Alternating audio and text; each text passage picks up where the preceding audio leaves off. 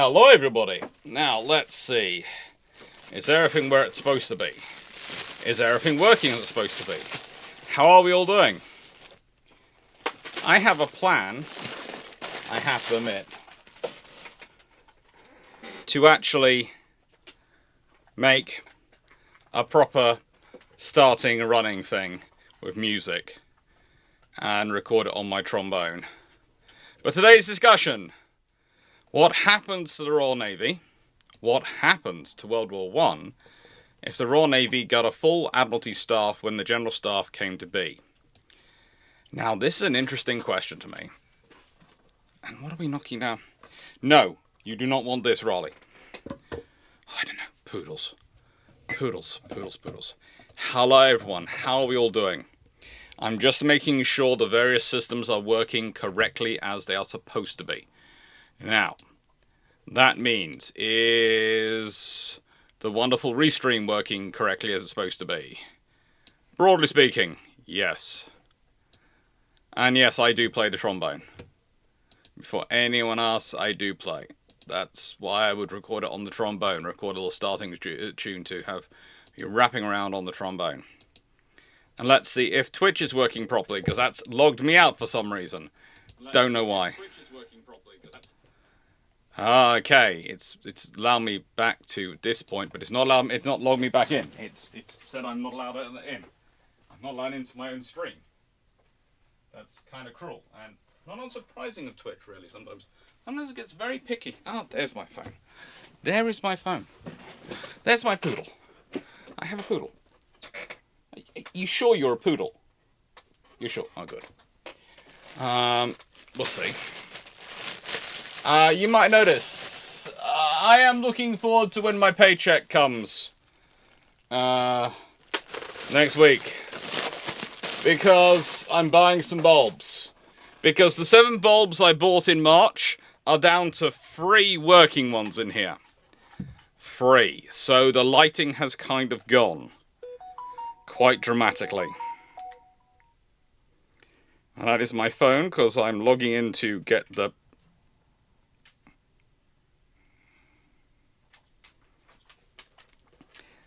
codes needed to log into Twitch and make sure that's all working properly.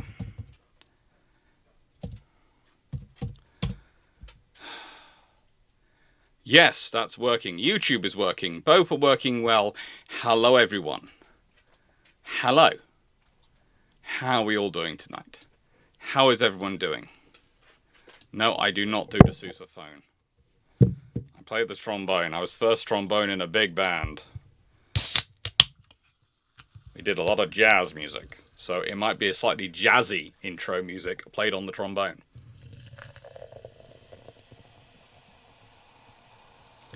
Who needs a light when you have a screen and a poodle? Don't give him that idea. Don't give him that idea. I do seriously need more light bulbs in this place. Thank you, Michael Cooch. It's just, I cannot believe, I'm down. I had 7 bulbs in here, I'm down to 3. Oh.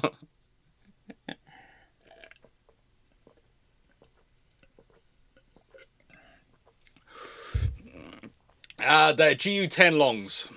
Run on if you want to see them. While everyone's getting in here and warming up. There we go. There you go. GU10 longs. LED ones, bought in March. Cool white, supposed to be good for several thousand hours. And they've all gone. And I even know why they've all gone. For the same reason all the LED lights in this place are going.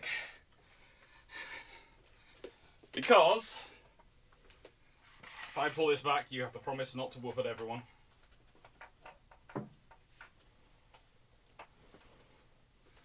They're all going because we get so many micro fluctuations on local grid. It's fun.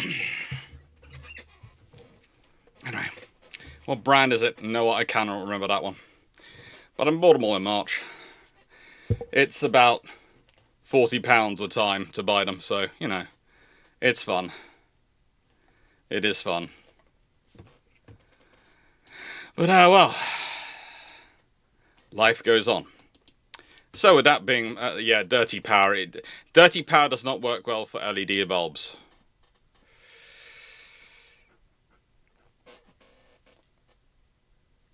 Okay, I went and got the bulb out and showed it to everyone. Why do you deserve a biscuit for me doing work? Okay, just because you're gorgeous doesn't count as an argument. And the fact I've had to get another... By the way, the other box has arrived of biscuits for him. For those wondering, yes, it is true that all the money that's raised by... all the money now, please note, is raised by selling those lovely the Senior Fluffy Research Assistant stickers and t-shirts and mugs, which I'll talk about more on Sunday. All goes on biscuits for this one. All goes on biscuits for this one. Ay, caramba. At least you're not as expensive as your brother is. Anyway, with that being said, what happens to World War I if the Royal Navy got a full Admiralty Staff when the General Staff came to be? Well, this is actually an interesting question to start off with. This is an interesting thing to discuss. Because it all comes from the work of a fellow historian. A guy called Lord Isher. And after the Boer War, he's commissioned to write a report of reports. And he really does well with this. He's a... how do I put this politely? He is a very experienced person. And when we say experienced person, he is a historian and Liberal Party politician is what he's often described as, but he was beyond doubt, one of the better historians of his period. And he could afford to be. He could afford to be. He was also probably about as much in the centre of British politics at the time as you could get. He started off life as a Conservative, moved to the Liberals, was pretty influential in discussing things. And he takes over the starts off as a member of Lord Elgin's South African War Commission, which was investigating the near failure of the Boer War. And then it was he who was charged with writing a reform, and a paper for reform. Now, I have to say, one of the interesting things that happened is that Isher was considered so persuasive an argument and so persuasive a writer that it actually, his influence became considered malign by the Secretary of State for War, Sir John Broderick, and it paralysed his ability to, Sir John's ability to actually do anything. In other words, my opponent's competent, and this guy, well, not even my opponent, my colleague is competent, so I can't do anything for fear of being made to look an idiot. Please note, that is the greatest compliment someone can ever pay you. You are competent enough that they can't do anything because anything they do is going to make them look an idiot in comparison. That is a wonderful compliment. That is something which strokes your ego many, many times over the moon. Anyway, Lord Isher does a report after the Boer War. And basically, he looks at the army, which hasn't really evolved since the War of since 1805. They've had a few acts, a few events to try and reform over things, and a few incidents, but honestly, they haven't done much.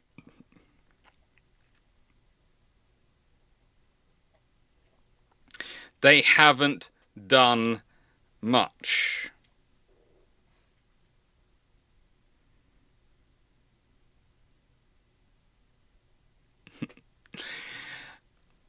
Whereas, one of the interesting things in contrast, and I've been touching on this already this year, is the Admiralty is almost in a constant change, of a constant path of evolution. I know there are people who don't like it, and there are always people trying to act as a brake on it, but honestly, the Admiralty is always constantly evolving. And that's one of the interesting things we're dealing with here. See, the Admiralty is in a constant state of doing small evolutions, small reforms, small manoeuvres, small improvements. Whereas what the Army tends to do is great big leaps. And one of the things I'll point out with this one, which actually makes it quite an easy task, is the Admiralty gets a war staff in 1912. And pretty much that provides a fairly good model for how they'd have approached it in 1904.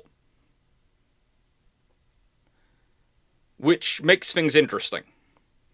Because the Admiralty has ideas for how to do it. And then over the war, that staff progresses and updates. And by the end of the war, it's producing regular updates, going out to ministers on a weekly basis, telling them what's going on in the war, telling them what the Navy's doing. By the end of World War I, the government is better informed about the Royal Navy than they have been for the previous 50 years. But the point is, the Army tends to make great leaps. And the thing is, expanding the War Office, creating an Army Council, General Staff and Chief of the General Staff to replace the Commander-in-Chief of the Armed Forces, to better bring together all the Dominion militaries, all the Dominion organisations, to better serve them, have better ministry and better civil service to support it, have a better organisation. And by the way, the Army Council is explicitly modelled on the Admiralty. All comes from Isha's report. And all comes about because of the near failure in the Boer War.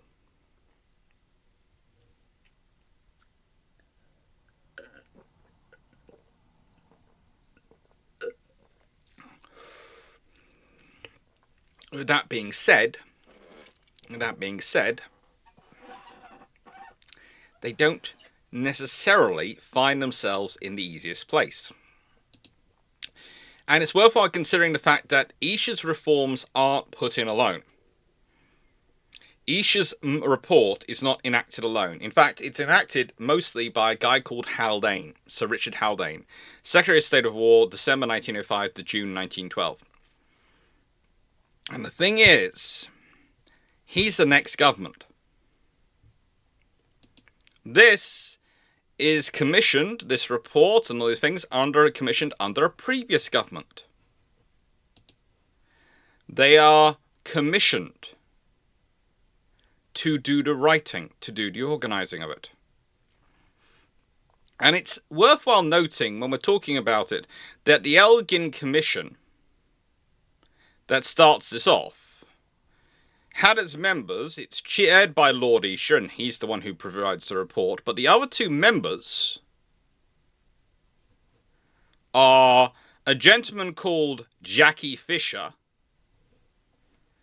and Sir George Clarke. That's worthwhile considering. The three members of the commission, a historian, Lord Isha, Sir John Fisher, as he was at the time, future First Sea Lord, current Commander-in-Chief Portsmouth, and former Control of the Navy and Second Sea Lord, and Colonel Sir George Clarke, who is an experienced colonial administrator. That's the interesting thing here. This is why it's always funny when people start to go, well, you know, basically what they do with their report is they go and look at Germany and they look at these people and they model themselves on this. No, they don't. In many ways, they model themselves on the Admiralty. George Sydenham Clarke is the first Baron of Sydenham and Combe. He has the correct spelling of Clarke to be connected to my family, but I'm not 100%. I haven't found the link. But there again, there does seem to be some very similar places and names in his tree to my tree, but I haven't found a connection. But quite literally, the whole system they are organising was to be a rational organisation which would bring everything together. And more importantly, it got the backing of the king. But Kitchener managed to hold it up under Balfour's government. But unfortunately, Balfour falls. Or rather, fortunately, Balfour falls. And at that point, well, he's succeeded by one of Britain's most forgotten prime ministers. Does anyone know the British Prime Minister from 1905 to 1908? Anyone? Without Googling him. Anyone know the British Prime Minister from 1905 to 1908?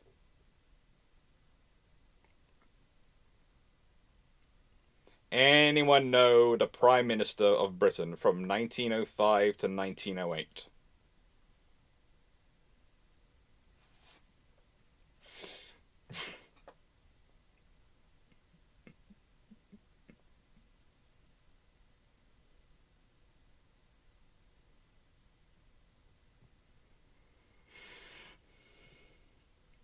No.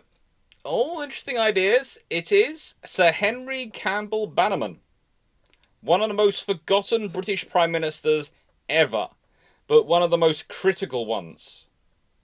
He is a Prime Minister for 3 years. He's leader of the Liberal Party. He'd been Secretary of State for War twice on the Gladstone and Raspberry. He was the first Lord of the Treasury to officially be called the Prime Minister. And it only came into usage 5 days after he took office. And he held the position and is the only person to date to hold the position of both Prime Minister and Father of the House, which, for those who don't know, in UK terminology, Father of the House is the title bestowed on the male member of the House of Commons who's the longest continuous service. And it is based on the first to be sworn in if you have two of similar lengths of service. So he is the only Prime Minister to date to hold, and the only Prime Minister to date to hold the post of Father of the House at the same time. So, Sir Henry Campbell Bannerman, he is an exceedingly experienced politician. Anyway, the Haldane reforms are... What can I say about the Haldane reforms? They are extensive. They are really extensive. And Haldane is... Well, whereas previously Balfour, Lord Kitchener, all these people had managed to hold up the report's implementation, Haldane basically goes, let's take you to war, and I will win every single time. This man is a human bulldog. I mean, I cannot stress this enough. He is probably one of the toughest, hardest negotiators you will ever find fighting in Britain in political terms. And he served in the Liberal Party 1879 to 1923. He joined the Labour Party 1923 to 1928 because he felt the Liberals had forgotten their roots. And he's aggressive. He's aggressive when it comes to implementing the reforms. And the reforms not only include all the stuff in terms of the War Office, the Army Council, those things. No, they also include things like the creation of an expeditionary force, the creation of the territorial force, the improvements of training and doctrine, the officer training corps, all the things being put together. The fact that the Imperial General Staff was in place to organise troops from Canada, Australia, New Zealand, South Africa, India, and had staff officers from all those nations in them before World War I, and a long time before World War I, is because of Haldane and his reforms. And he puts in the reforms based on the Elgin Committee's Lord Isher's report. I know, it's a lot of different things going around, but this is it.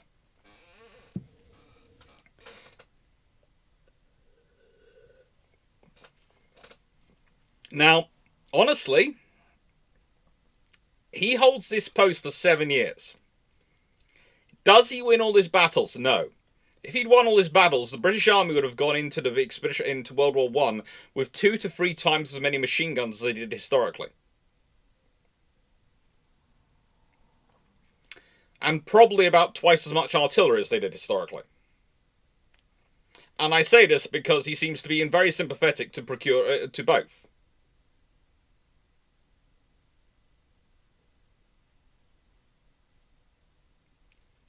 So,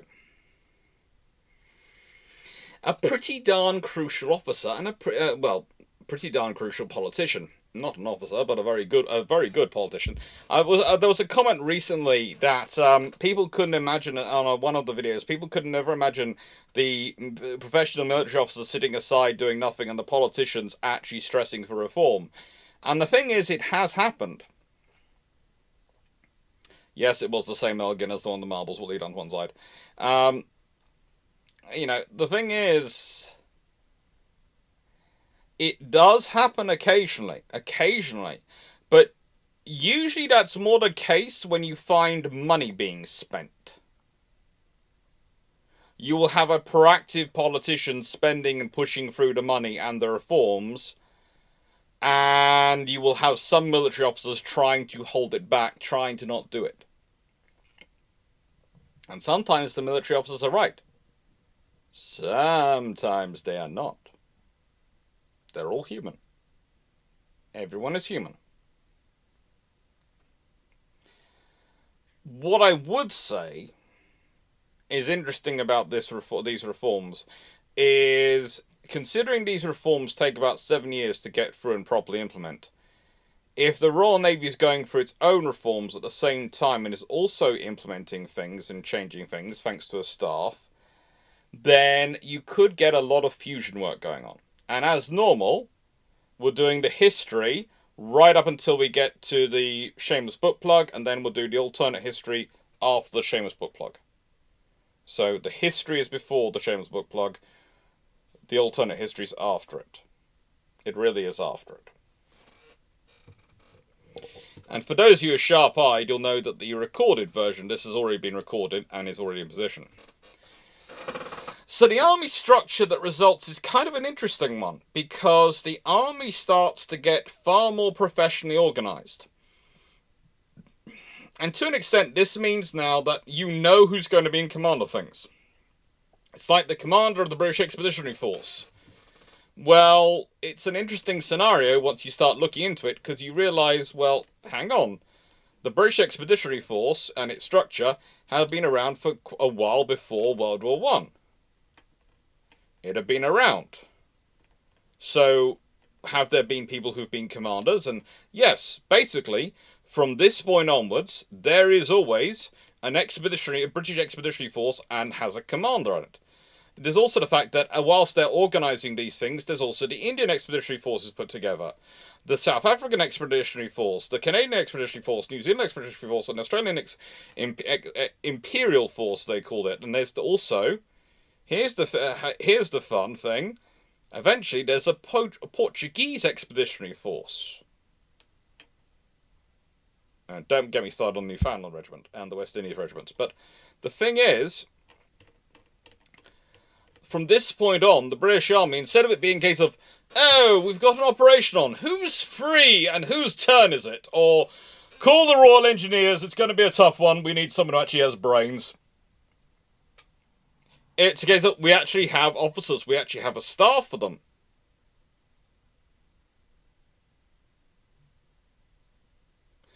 Channel, we'll get to that. We will get to that.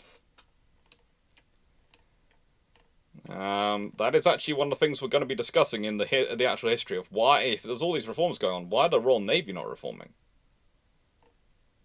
Now, the thing is, once you have these structures to build from, once you have these structures to work from, you suddenly start having papers coming out. And the General Staff is probably one of the most, Imperial General Staff is probably one of the most useful things. Because not only does it start briefing the UK government, it briefs politicians throughout the Empire.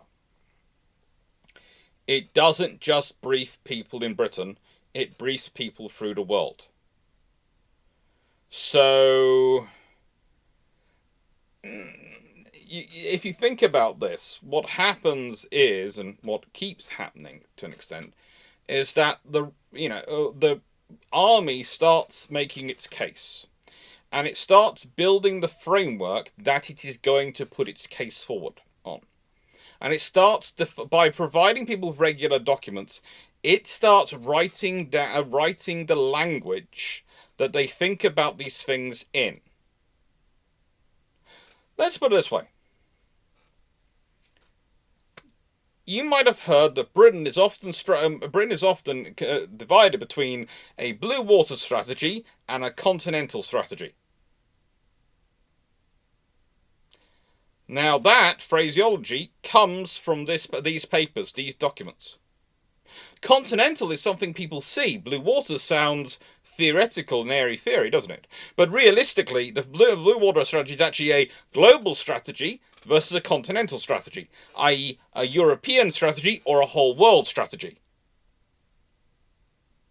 But by categorizing the whole world strategy as a blue water strategy and categorizing the European strategy as a continental strategy, which sounds better? It's very subtle. But once you start making the case that the Navy's ideas are entirely blue water, blue sky thinking, off in the blue, whilst the Army's are practical, based on the continent, which is right across there, and you can see it, and it can cause you trouble, you've set the phraseology.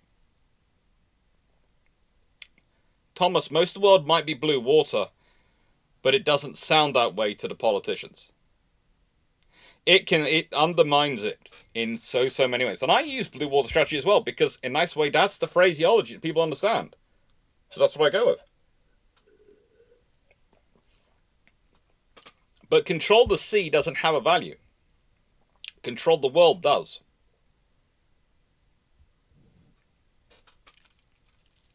That's the point. And you control the sea to control the world. So they're not wrong. But they're missing out the fact that the strategy is actually a global strategy. That's what they're missing out.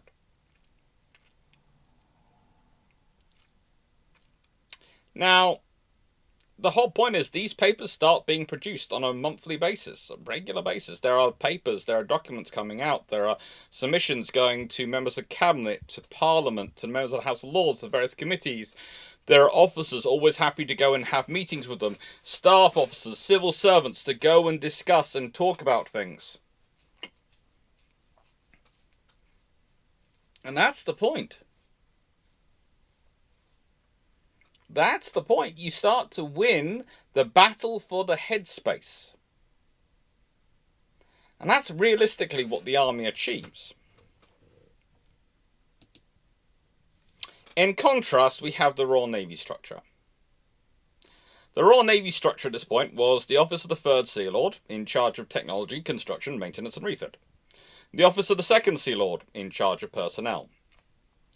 The Office of the 4th Sea Lord, and I have no idea why that's left as officer, not being changed to office.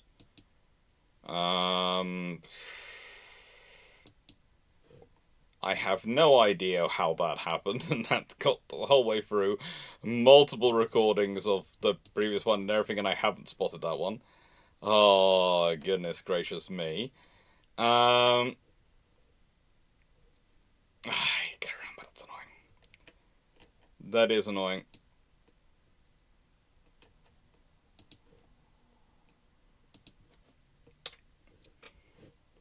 The Office of the 4th Sea Lord, in charge of logistics. And then you have the Naval Intelligence Department. Now here is the problem for the Navy. You see, often you will hear people tell you that the Royal Navy doesn't have a staff prior to World War I. And we're being truthful, but we're also lying, because they do have a staff. But it's the Naval Intelligence Department. It's all part of naval intelligence. And you have the Intelligence Foreign Division, that actually deals with intelligence. You have the Mobilization Division, which deals with how the Navy will mobilize in the event of a war. You have the War, Strategy and Defense Division. And you have the Trade, Protection and Merchant Shipping Division. And they're all part of the Naval Intelligence Department. Now, here's the thing for everyone to think about. What is the big critical thing for intelligence officers? I'm always saying. The critical point for intelligence. And intelligence officers. Anyone want to put it in the chat? Anyone want to put in the chat what it is?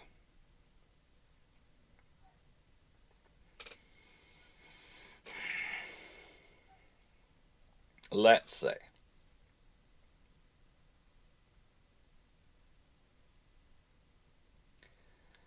Well, I'd love the intelligence officers to have the ability to communicate, but that's not often the thing. Not the core criteria.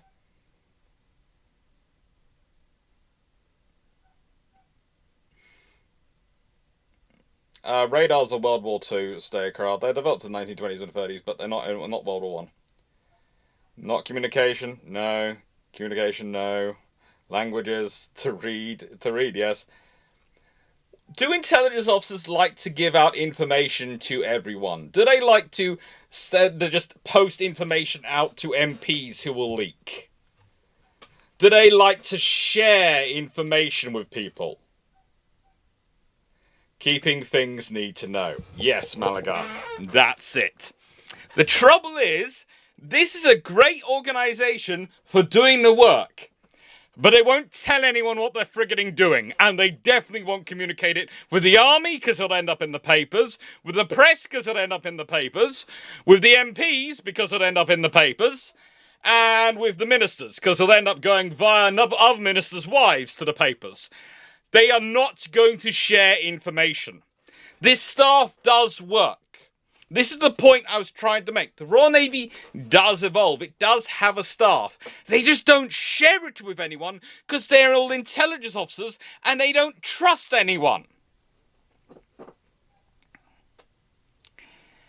And there's nothing necessarily wrong with that, but it's so compartmentalized and so organized down that you try getting information out of it. Yes, the Royal Navy has an excellent intelligence network, and this is something which the War Office, again, finds incredibly annoying when it was... Let me put it this way. It may or may not have been, and there's a whole discussion about this, naval intelligence which actually provided the accurate information about the Boers rather than the War Office's intelligence teams. Because they were more experienced. The Naval Intelligence Department is a pretty old organisation by this point.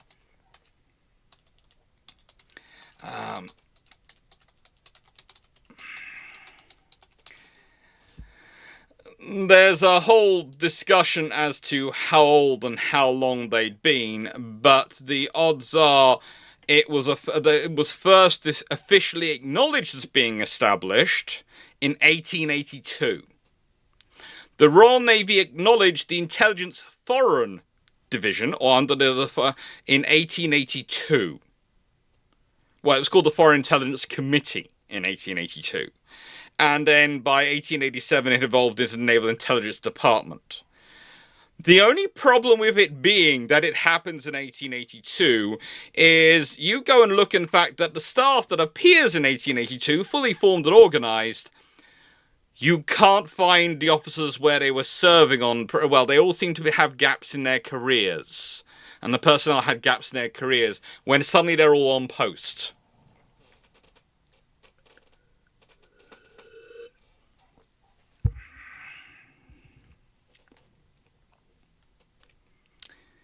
And the problem is, Runon, I will say, I know the other ministers' wives have got you dying, but this is the actual one of the issues. In fact, there is even once a remark about one of the admirals who says, I can't tell the ministers because they'll just go blab it to the papers, and or their mistresses, and they go, well, can't you tell the Prime Minister? And he goes, no, because he'll just tell other ministers' wives. Because basically that Prime Minister had a habit of, how should I put this, having relations with his ministers' wives. And that may or may not have been how he selected some of his cabinet ministers, by how pretty their wives were. This is UK politics in the early 20th century and the late 19th century. There is a good reason the Royal Navy doesn't like to share with politicians in this period. They were probably right, but it doesn't make it in terms of them sharing the information abroad. But it doesn't make it good strategy for running the politics.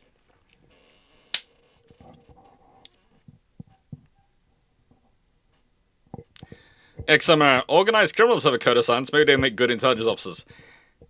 Look, in the nicest way, ex-Submariner, if you want to look into some of the history of where the Royal Navy recruited some of their naval intelligence officers from in World War II and World War I, and where they came from and where they went back to after their war service, go and have a look. It's an interesting background study. But let me put it this way. The Royal Navy were recruiting for two things. One of them was your ability to keep your mouth shut. Logan's children, was it Lloyd George?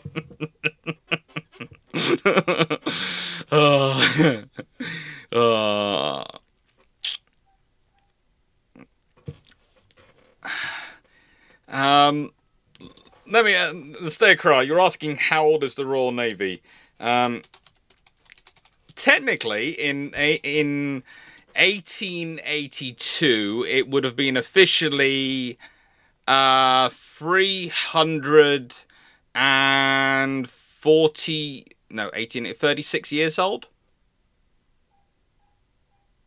Because the Royal Navy was officially founded in 1546. So, yeah. We're honestly going to believe the Royal Navy, which went through all the wars in the all the interesting conflicts in the Napoleonic era, etc., didn't have an intelligence division in that period. And we know full well they were doing all sorts of interesting ops and paying all sorts of officers under the table. Yeah.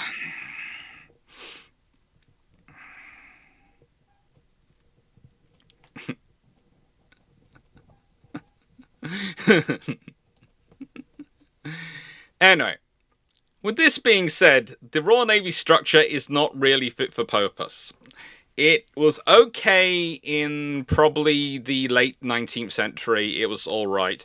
But at this point, you need to start sharing information. You have an increasing electorate, you have more people being franchised, you have more politicians coming in asking questions. There are less and less likely to have politicians who are ex-forces. You've had peace for long enough that people have lost the understanding of what it means for a major conflict, and they don't really understand these things. And therefore, if you're not briefing them regularly, the thing is, the Royal Navy has people like Julian Corbett writing books, and they don't pay him to write the books, he just does them. You know, this is an example, Some Principles of Maritime Strategy by Julian S. Corbett. And it's originally published in... when was it originally published? Oh, a long, long time ago. I forget exactly when. It is supposed to be somewhere in this book, but this doesn't have those details in it. But, yeah. They produce books like this, and that's how they've worked through the 19th century. And then books like that get handed around, and they have these academics and naval officers, etc., who've written these books, go and talk to politicians and go and talk to lords in people's houses and explain things. And as long as it's a small group, it works as a strategy. It doesn't work as a strategy when you're dealing with a larger electorate. It doesn't work as a strategy when you're having to explain it to a wider field. You need to be briefing, in this case, all the decision makers. And decision makers are every single member of the MP and House of Lords. You need to be briefing them. And that's what the Army's doing. The Navy isn't. And the Navy isn't because despite them doing the work, and actually and arguably doing better work than their counterparts in the Army, they aren't sharing it with anyone. Because this is an intelligence department. And they don't share information with people they don't trust. And they don't even trust all the rest of the Navy. Let alone anyone outside the Navy.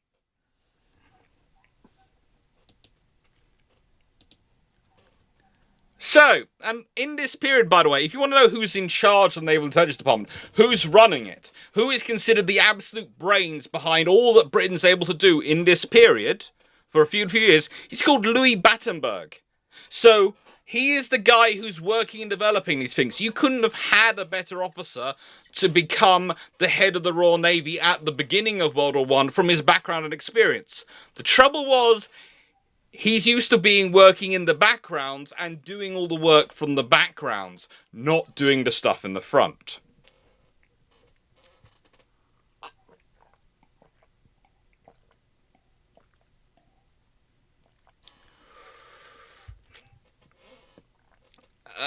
The Naval Intelligence Department. Loki's Children, I'd love to do a history of that, but it's going to be an interesting one. And I'm not sure why Nightbot has decided that was a link, but I've got it anyway. So your options realistically are to go for internal reform or external reform. The trouble is, whilst internal reform was happening, the fact is the admirals were happy they were being well served and didn't see the problem going on. In some regards, they were like lobsters in a pot. If you slowly turn the heat up, they don't realise they're being boiled alive. And that is happening to the admirals. They are still having power at court. They are still able to hold sway in the papers. They're able to talk loudly and make bombastic. They still got people coming up to them parties and asking them their opinions. But they're not noticing those people are using phraseology which is coming out of the army's book and the army's briefings. They're not realizing that they are becoming more and more capable in terms of transmitting their information. And that's a problem.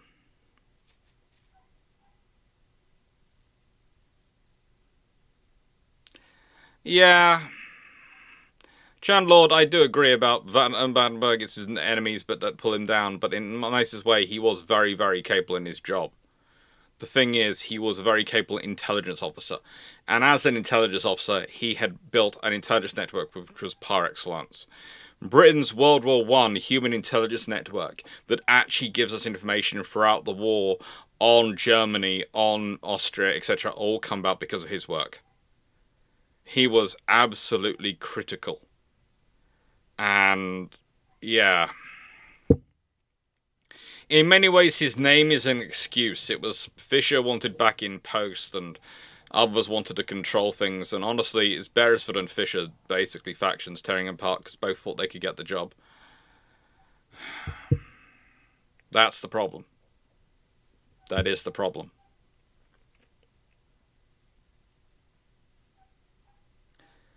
Now, the other option is external reform. And that's an interesting one to put forward, external reform, because external reform, I thought, is the way to get reforms. Probably leads to like external reform did in 1912, where the intelligence department is split, providing what is de facto an operations staff, a general staff, to support the First Sea Lord and various commands. It's an intriguing scenario, it really is. But how do you bring about external reform on the Royal Navy, on the Admiralty? Well, you'd need a minister like Haldane, wouldn't you? But you can't take him away from the army, because that's a far too easy switch, but also who's reforming the army then? And if the army reforms aren't happening, then that kind of makes moot of the navy reforms. So you need someone who, like Haldane, won't get captured by his ministry. And the Admiralty is incredibly good at capturing their ministers. The Admiralty is par excellence. Do you realise, as First Lord of the Admiralty, you get a yacht? The Prime Minister doesn't get a yacht, but you get a yacht. So you can go and see naval exercises and go to the Mediterranean. Do you realise, as First Lord of the Admiralty, you get apartments in the Admiralty? Nice ones to live in while you're doing it? Whilst the Prime Minister gets to slum it over in Downing Street and the back streets. You get the high life. You realise, as First Lord of the Admiralty, you get to go and visit all these wonderful bases all around the world, and you always have a reason to be off in your yacht, going around the world to see the bases. The Admiralty is incredibly good at surrounding you with advisors and capturing you. Downing Street is fine in this period.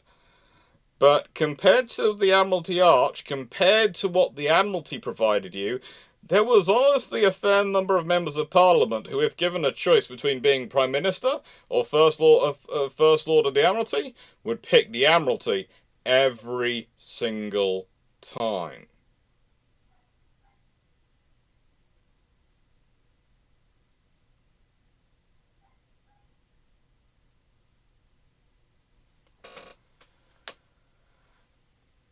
It's not corruption, Lord Chandler. It's making sure the voice at the table says what you want them to say. You brief him, you tell him everything you want him to say, and you only bring him back when you want him to say it to stop him being distracted by people who might give him differing opinions. Those perks were sadly dispensed with after World War II. It's a sad time after World War II. It is a sad time. If the Ministry of Defence still had a yacht, trust me, the Queen would still have a yacht. Because they would never have cancelled it, got rid of it.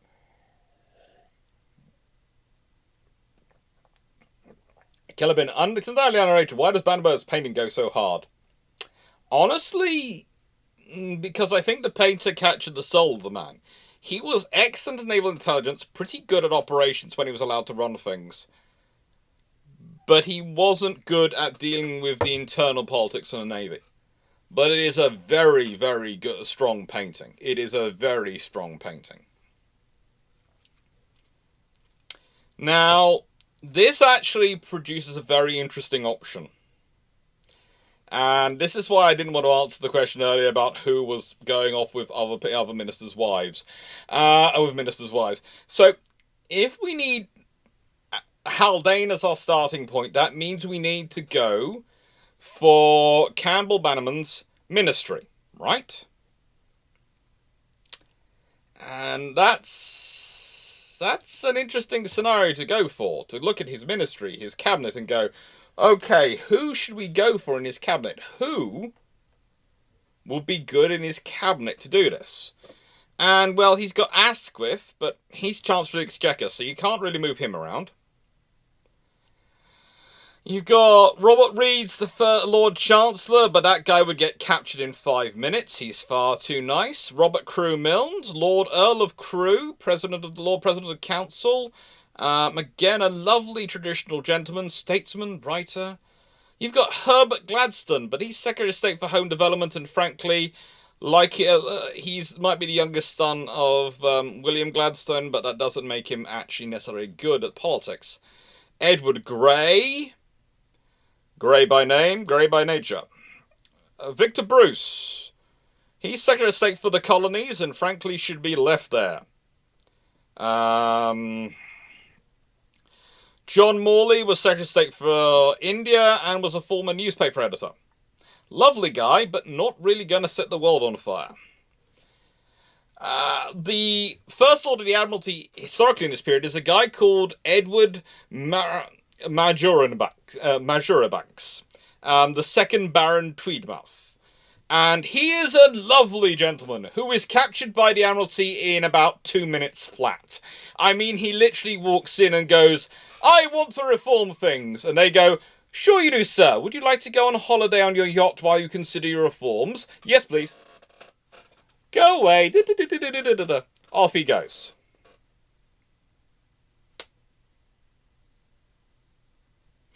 The king did have a yacht as well.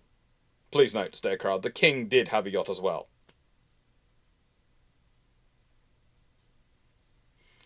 Now, then you have David Lloyd George, who's the president of the Board of Trade, because he cares about global trade and economics and really doesn't like spending on warfare. So he turns down the reforming post of being Secretary of State of War and various other things. Turns them down, but he likes trade and he might be persuaded to do other things. Henry Fowler, Chancellor of the Duchy of Lancaster, again, captured in 5 minutes. And you can go through the rest of them and they basically get less and less knowledgeable. Reginald McKenna doesn't join to January 1907. He could have been quite good, but he joins too late.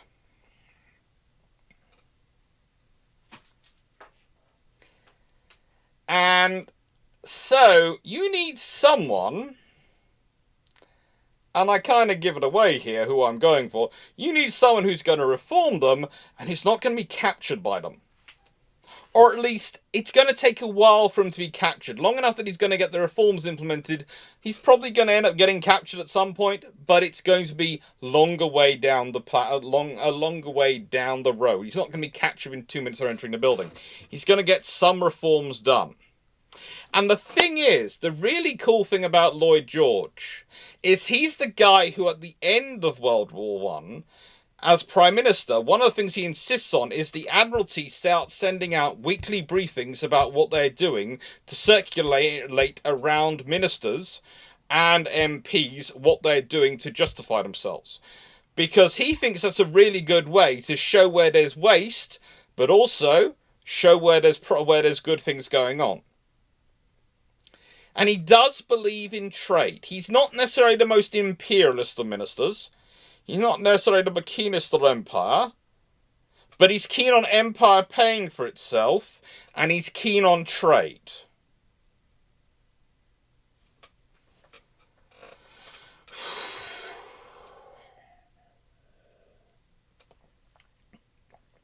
So, Lloyd George is who I'm going for. And I think you'd all have to agree that's a pretty good choice. Having David Lloyd George as First Lord of the Admiralty from 1905, from the forming of the government, which is in December 1905, till about 1912, would be a pretty good thing, but probably not that long. Probably 1908.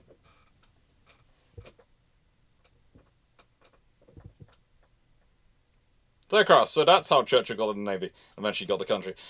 Churchill doesn't join the cabinet, doesn't make cabinet posts for quite a while, honestly. Let's see. He succeeded by Asquith's and Asquith's cabinet. Is Churchill in Asquith's first cabinet? I'm going from memory here. I'm going to actually have to look it up.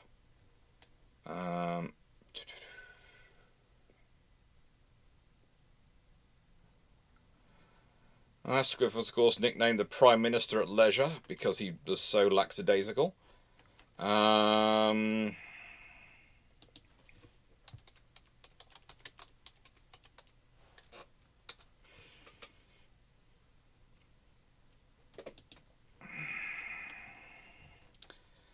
Asquith, let's see, where does Churchill come in? Churchill joins as Home Secretary, joins the cabinet in 1910, and does that to October 1911.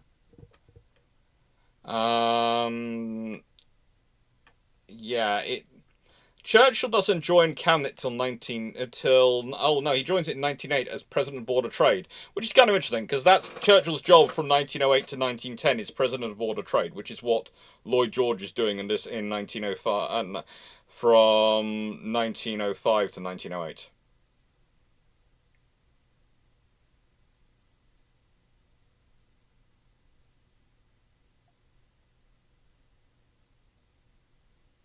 Yep.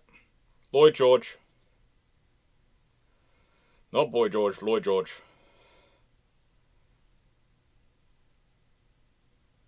And, yeah. Oh, and by the way, it is the yacht which captures Churchill for the Admiralty. Please note, it is the yacht. They send him off on it. He enjoys travelling on it. So, shameless book plug. Well, yeah, we're about an hour into this video, and it's time to start off with the alternate history in a bit. What can I say to you all? Well, thank you for liking, sharing, subscribing, supporting the channel, supporting the videos. It really does help the channel grow and help things happen. Thank you to everyone who's been to the Spreadshirt store. I'm not sure where the link is on the Twitch page, but I think there is a link somewhere on there. There is supposed to be somewhere on the Twitch page to the Spreadshirt store.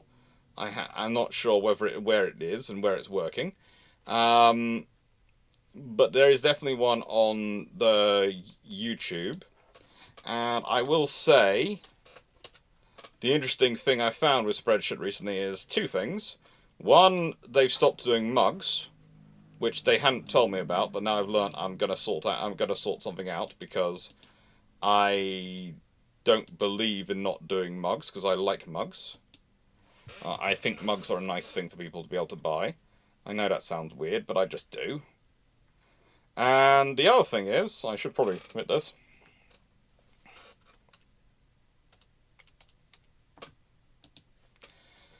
Let's see, if I go to Overview,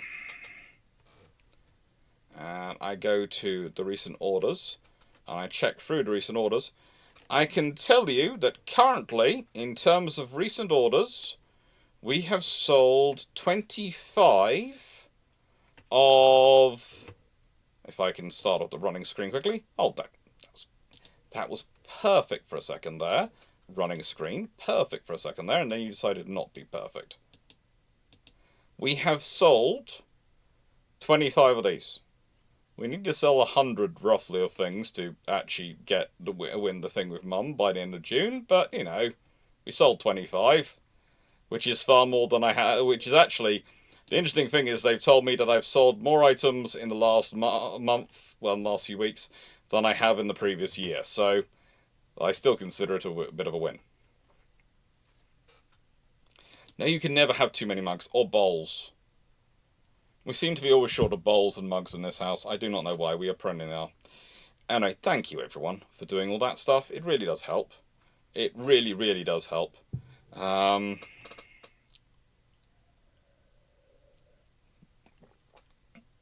It's funny to say this, but more and more, you know, the books, the research, everything that's funded from this channel, they're the fun parts in my life, so thank you. So, we'll start off with what would the RN's reform structure be? We'll start off with a very simple one. What would the Royal Navy's reform structure be like? And, well, I've decided that if it's Lloyd George, he's going to want accountability in there. He's going to want accountability put in, and he's going to want it put in hard. But he's also going to want to have maximal connections with Parliament. So, First Lord of the Admiralty, of course, President of the Board, is an MP, and that's going to be Lloyd George. Office of the First Sea Lord, the Admiral. A general or coordinating staff, which also has specific governance of strategy, defence, and mobilisation. Put directly underneath the First Sea Lord, so that it's directly the First Sea Lord oversees it. They do de facto when it's in the Royal Navy Intelligence Department. But let's be honest, this is now officially a staff underneath the First Sea Lord. And the difference that means is that they're no longer intelligence officers. They are staff. They're there to conduct briefings and do things on behalf of the First Sea Lord. And make sure the First Sea Lord is prepped with plans at his disposal, so when he walks into a meeting in the House of Commons or in the 10 Downing Street and they're having a debate about strategy, he's not faced with 10 generals with staff officers feeding them papers and he's just trying to do everything off the top of his head.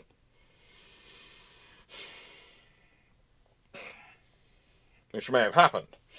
The Civil Lord of the Admiralty, otherwise known as the Second Lord of the Admiralty. Responsible for overseeing the civilian side of the Admiralty and its holdings. They basically line up with the office of the Second Sea Lord, in charge of personnel. And they act as a second MP to present the Navy's case to Parliament, to work with committees and allow them to spread the information out. Now, additional Civil Lord of the Admiralty is something which comes in during World War I, World War II, when they're signing a lot of contracts and they're having to do it rapidly, to take pressure off the First Lord of the Admiralty, but also to provide an extra, more direct link between Parliament and the process. I could see, especially, Lloyd George liking that idea. And that basically lines up with the third Sea Lord, who's still responsible for technology, construction, maintenance, and refit.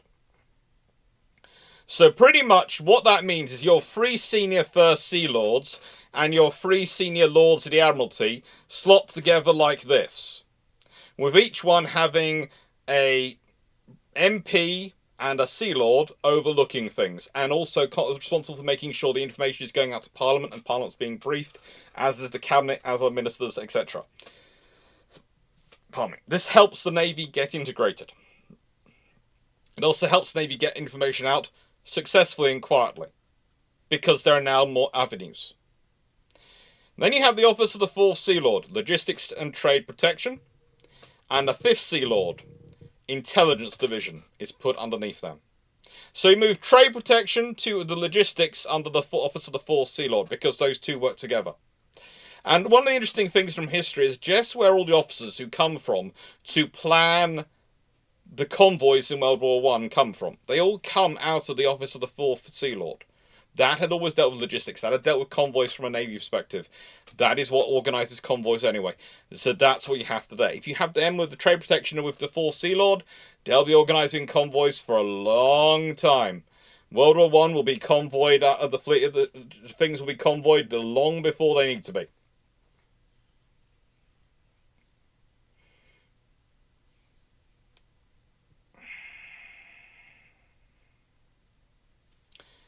Now, 96831, you're already talking about the Admiralty Staff can only influence ships that come after Dreadnought and Invincible. Yeah. But honestly, there's a lot of ships which come after Dreadnought and Invincible. There's a lot of ships, and probably it won't affect the first three of the Invincibles. Not quite sure about that. No. And the interesting thing is, if you raise the Fifth Sea Lord, to the Intelligence Division up to having a Fifth Sea Lord, so you have... the Intelligence Division has its own Sea Lord, who can be called before Parliament, who can have these discussions, who can be called in the Cabinet. Just think about it from this perspective. It's sensible from the Navy's perspective and from an organisational structure perspective, because it gives someone who's responsible for the intelligence as voice in the room, and separates it off from the First Sea Lord's office to allow them to be separate staffs, so that the intelligence people can feel they're secure. But also, when the First Sea Lord is called to give a briefing to Cabinet, don't mind, I brought the Fifth Sea Lord with me. Why? Well, he's the head of intelligence. There's no one better here to assist with this briefing, is it? It's easy to turn down, this is Captain or Admiral so-and-so who's in the intelligence department who's with me. They are quasi somebody. They're almost a nobody. They're just a department head. But a Sea Lord is here. The Fifth Sea Lord is here. Oh, frigate. See, that's the point. That's the differential you can make if you start implementing this stuff. And by the way, this staff I've implemented, well, the only difference is that in historic terms, the Fifth Sea Lord becomes the person in charge of naval aviation when they inherit it. And that's when they decide that's necessary. What would happen in this circumstance if this was set up? Honestly, I'm not sure. They probably still want a Sea Lord in charge of aviation in World War I. But the thing is, where they get grouped into, they might end up being a Sixth Sea Lord. There might end up being a Sixth Sea Lord, or alternatively, intelligence gets grouped in under the Second Sea Lord. There are options, but probability it's the Fifth Sea Lord until they really need to work out who's going to be covering aviation. And that's going to be a tough judgment call. That is really going to be a tough judgment. Cool. Jacob, no pictures of the yachts in the slide, no. But what I will do, okay, it won't be in the next key ships, but the next key ships, I will do a video about Admiralty yachts. The next key ships is about Hitler's Plan Z and what the ships were actually going to be for, because there's a lot of false history around them. Yeah, this is a proper live, Draken Red. This is a proper live, not a premiere. Premieres are... Lives are Thursdays and Sundays. Premieres are every other day of the week.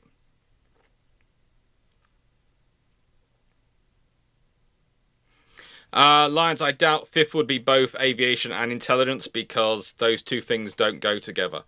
You might see an officer of the Sixth Sea Lord. The Royal Navy might have 6 Sea Lords. That could be what they do. They could just make a sixth one. It works. And it wouldn't be beyond them. So, let's consider what the effects would be 1905 to 1908. Because, honestly, Lloyd George is only going to be there till 1908. Because then he's going to go off and do other things. So they're going to have him for 3 years. But what he's going to do, other things, is afterwards he goes off to be Chancellor of the Exchequer. And for those few years, it's going to be Fisher as First Sea Lord. So here is the combination you have to think of.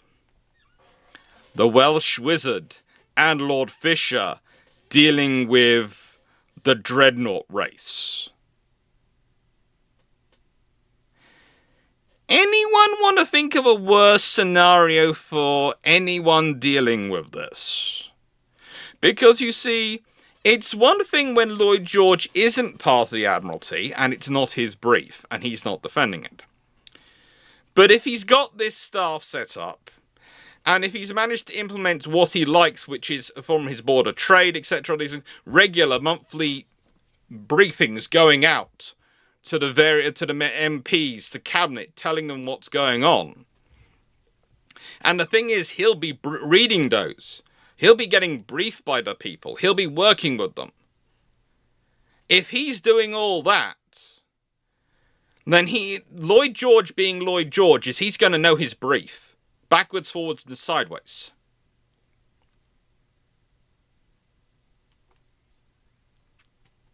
What would be the effects 1905 to 1908? Well, he likes trade. Trade is important to him. And he likes the part, he would very much like the other parts of the Dominion, the Empire, to start paying their own way. You know those cruisers, which are often discussed for people like the Dominions Navy used to have? You know, the cruisers which the Australians, the Canadians, all these nations are supposed to get. The ships which will help them defend their corners of the Empire until the Royal Navy turns up. I don't think he's really going to care about things like battleships for the Canadian Navy. But cruisers. Oh yeah, he's going to be heavily in favour of them having their own trade protection forces. And the thing about Lloyd George is he's the kind of guy... Lloyd George. Oh yeah, it is. Oh, did I miss it? Why on earth? Fudge.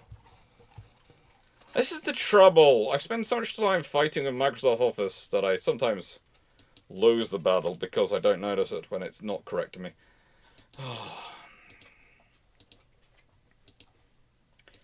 I got it right on the previous slides.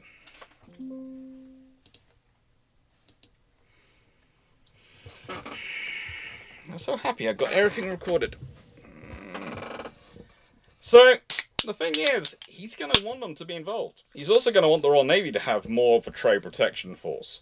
One of the interesting things is, he might not be so keen on some of Fisher's cuts, or rather so willing to accept cuts in favour of the Grand Fleets and the Central Forces, because he wants the presence around the world. Or at least he wants something to fill in for it.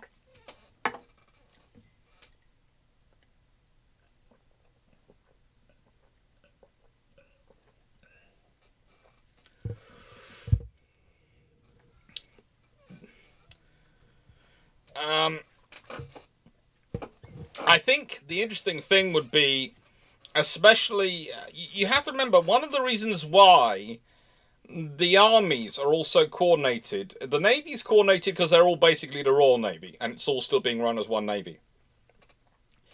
The armies are as coordinated as they are across the Dominions and the Empire because of the information flowing out, the Imperial General Staff. And I could see as part of the first Sea Lord staff, and this is another reason why you split it off from the intelligence division, and you make the intelligence division under another Sea Lord, is because you make the staff in terms of the naval staff an imperial naval staff. And you get officers from the Australian Navy, which you form up, the Canadian Navy, which you form up, and New Zealand Navy, and all the navies you can form up. You get them to have officers in your staff. So they are combined and integrated into your staff in the centre.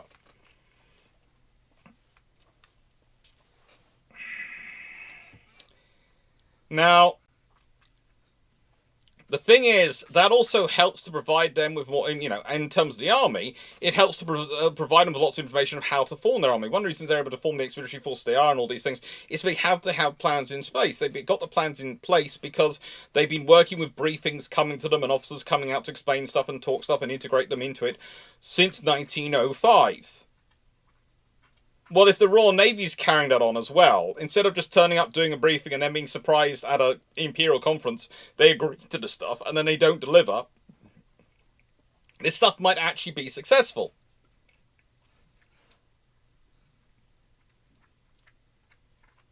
And that's the thing. It might actually be successful. And that's a big, interesting thing. If again, and this is something which has to start factoring into discussions. We've talked about this before when I talked about building the fleets for Jutland, and I talked about various scenarios. The big problem for Germany is to build their dreadnought fleet. They basically don't build cruisers, and they build baby destroyers. Well, if you have a Britain, a Royal Navy, which is not only growing but rearming, but also a Royal Canadian Navy, which is growing, which has been set up and is actually functioning, and has actually getting cruisers and destroyers. If you have an Australian Navy, which is getting cruisers and destroyers, and all these navies growing and actually getting cruisers and destroyers. An interesting thing would be Lloyd George's discussion with the army over the fact that India, we don't really like India to have a navy. Why? Because we don't think it suits their complexion. Why? Because it causes trouble and a competition for the British Army in India, and the British Army in India is the cornerstone of the Empire's policing. I could just imagine Lloyd George looking at them and going, "Do I look like I care?" This is the thing. Lloyd George is what I would call one of the architects, one of the people who's really pushing for what eventually becomes the Commonwealth. The idea of moving the Empire to self-governing fraternity rather than an imperial policing operation.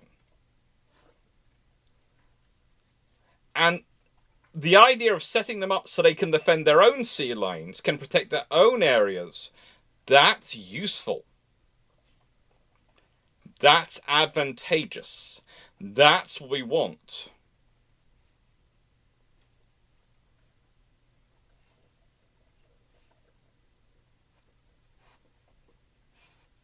They appear. In the nicest way, empire building, you're not dealing with that really in the Admiralty. This is one of those things. You have to remember the Admiralty officers especially the officers, don't really care about empire building in the Admiralty. They want to be out on ships in the fleet. They want to go. It's a very weird system because it's run by naval officers who really don't want to be there. They prefer to go on the ships. They want to go out to command fleets, etc. They don't necessarily want to build a massive department or do empire building because they're not there for long enough to do it. You're in post for maybe 2 to 3 years. And the Naval Intelligence Department falls underneath the bracket of the combined Sea Lords. Technically, the first Sea Lord oversees it. So making the 5th Sea Lord means that the head of the Intelligence Division is now the 5th Sea Lord, still reports theoretically to him. Just as it did. So it doesn't, in effect, really change anything. It doesn't really have there's no really empire building, because again, for the Royal Navy, for a naval officer, the empire, if you're someone you want, is not a larger department, it's a larger ship under your command, or a larger fleet. Royal Navy officers do empire building when they've got a fleet, not a department.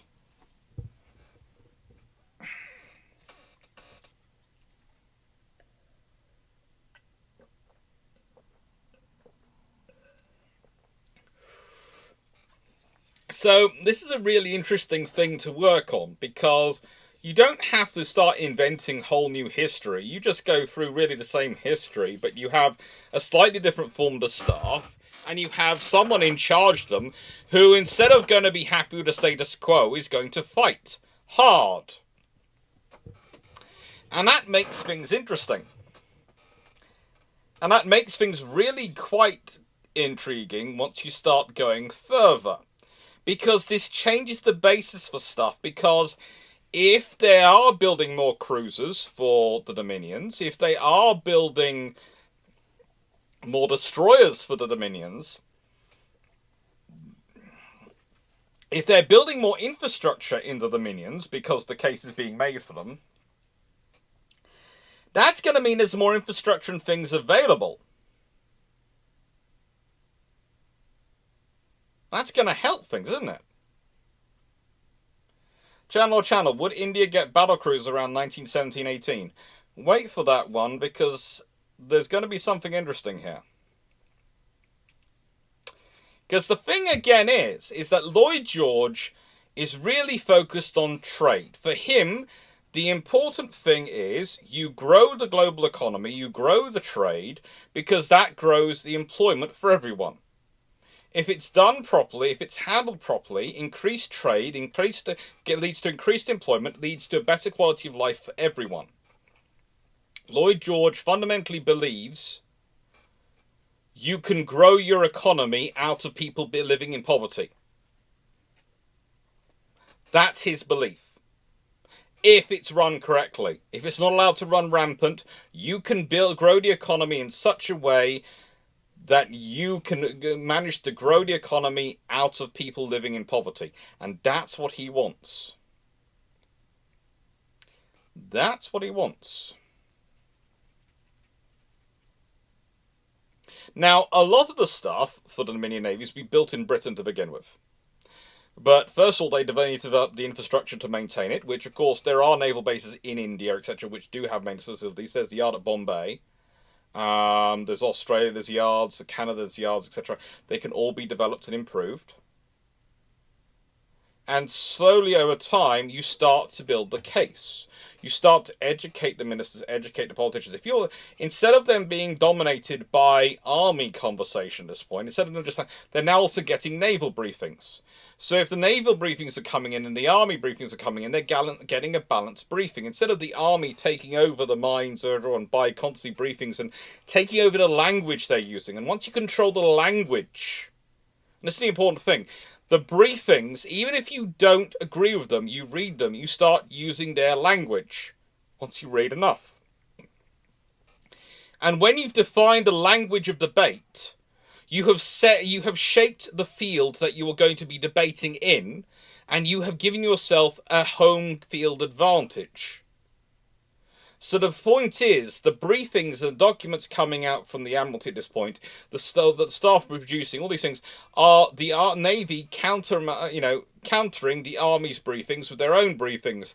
And so if both departments are briefing, then theoretically, it should be about an even keel in terms of balance of Navy and Army understanding of the world and of strategy and what they want.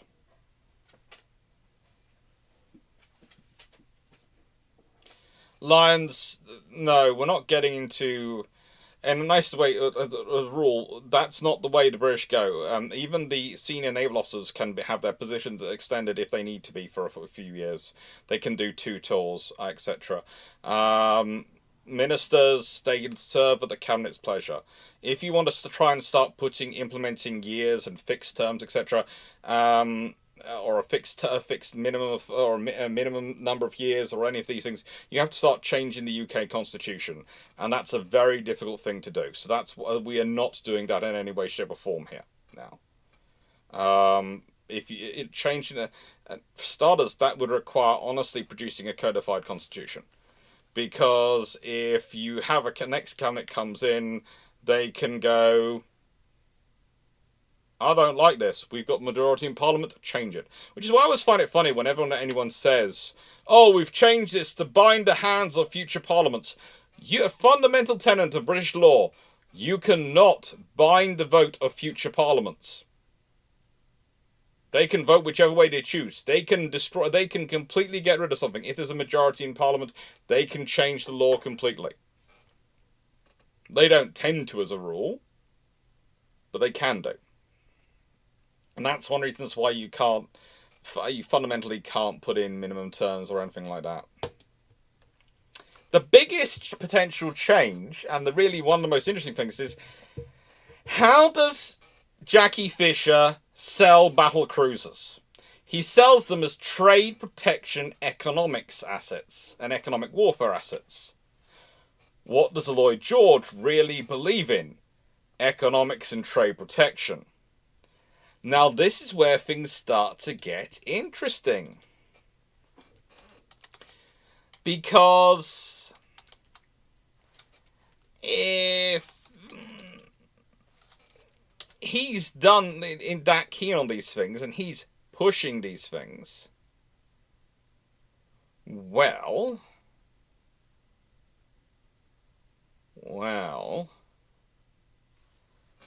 then you're left with a scenario that you might actually get more battle cruisers. Especially once he's Chancellor. By the way, answer the questions of David Lloyd George, write any books. I'm fairly sure he wrote his memoirs after World War I. I think they were published in 1933.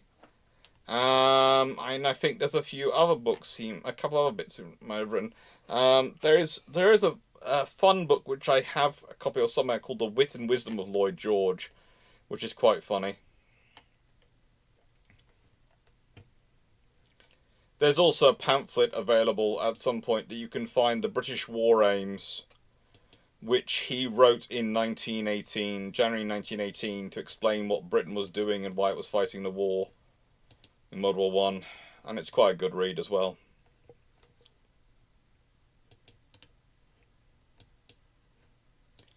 Now, the thing is, not necessarily get more glass cannons. You see, historically we got free in principles and free indefatigables. That's fine. But I could see him arguing for the Britain to get 3 lions, and at least 2 Queen Marys and 2 tigers, maybe even 3 of each.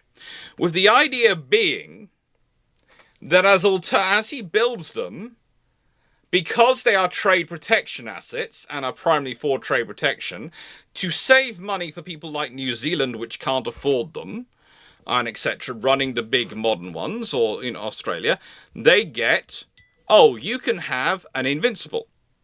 So let's say you have Canada, you go, right, well, you can have an Invincible to run as your flagship for your cruiser squadron. You build a cruiser squadron, you get an Invincible.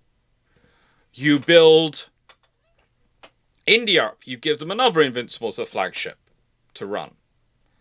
And so the older battle cruisers go and become the flagships of the Dominion navies. And Australia probably still gets Australia because they want something new and they get indefatigable. But the thing is that you can only do that if you're building up the battle cruisers enough for the Royal Navy, which means you order a 3rd Lion, and now at least 2 Queen Marys and at least 2 Tigers. And this is the scenario you start talking about.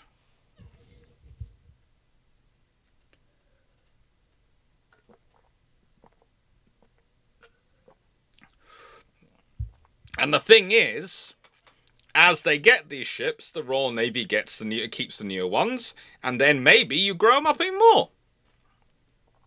That would be the long-term plan. And the thing is, Canada might even get 2 Invincibles, because that would make sense. Then you could have one on the west coast and one on the east coast. Imagine World War I with Canada with an Invincible on both coasts. Imagine von Spey's options. That suddenly becomes worrying. India with maybe an Indefatigable and Invincible. Again, 2 coasts, Indian Ocean. Australia with an indefatigable. Maybe South Africa gets one. It's going to depend on how many you build. All right? It's going to depend on how you upgrade, how many you build. If you have a 4th indefatigable, or what are you doing? You can't build them locally. When you're building these ships, you cannot build them locally. They are too big, too expensive, too complicated for you to jump into building them locally. But you can build them in Britain, and you can build their maintenance facilities so they can be maintained locally.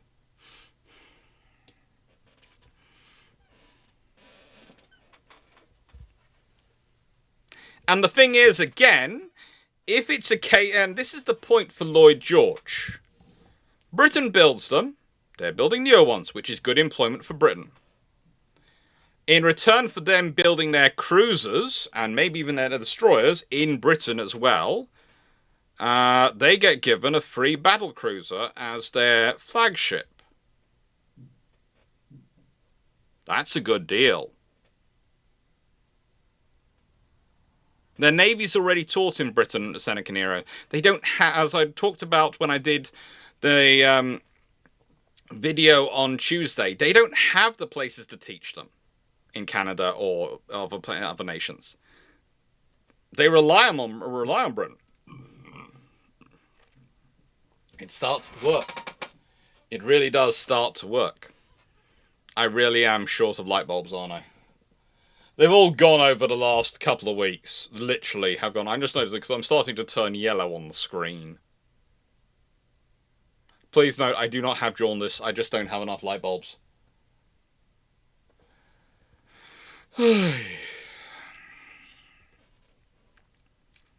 And the thing is, this starts to change things for a lot of nations. Starts to cause a lot of interesting changes. But it makes sense from a British perspective and from a Lloyd George trade protection perspective. It makes sense from an economic perspective. Because if you've got all the ships being built in British yards and got all the employment, that's good tax registers for the economy. But it also changes some of the things going through. Now, alternatively, the other alternative is he goes for Tiger Cubs and the 9.2-inch gun cruisers come earlier. That is an alternative. But, yeah, the thing is, as much as I'd love to combine this with my Tiger Cubs video, I can't really. What I'm doing is I'm keeping as close to what they historically did. And I think historically they're more likely to build an extra battle cruiser in each batch than they are to build the Tiger Cubs at this point.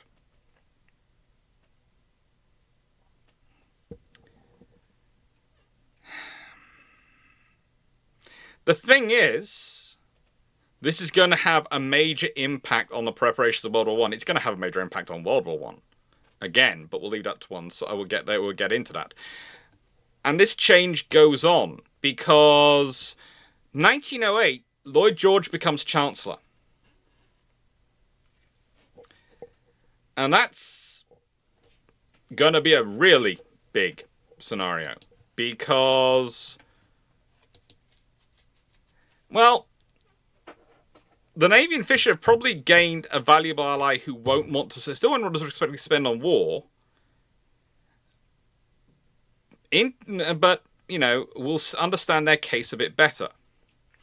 This means that you possibly don't get the We Want 8 campaign. And I say this because he's probably letting the Royal Navy order about 5 battleships every year, and he's probably letting them also order 2 improved Tigers because he likes battle cruisers. So when they're ordering the Queen Elizabeths, they'll get through the Queen Elizabeths and might get 6 for that year. But the R's, they might order 5 or 4.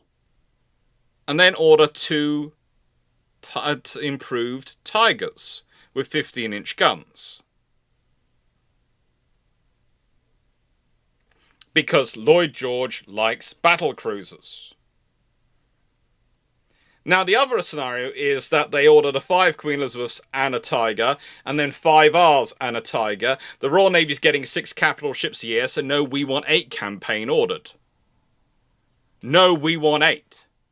But instead of having the Renowns, you get 2 improved Tigers scaled up to 15-inch gun battle cruisers. And we're talking Tiger-style battle cruisers, not Dreadnought Armoured Cruiser 2-word battle cruisers. We're talking battle cruisers which are designed to fight. Always remember, Tiger was heavier and a lot better armoured than Renown and Repulse were ever going to be. And ever could be. In fact, there is a long time where I would say, honestly, if there was a fight between either Renown Repulse individually and HMS Tiger, I'd put my money on Tiger, because she was a far less of a glass cannon than they were. Far less. A 15-inch gun version of Tiger is something I do not want to deal with. Especially if one's ordered at the same time as the original 5 Queen Elizabeths, and one is ordered with the 5 R's.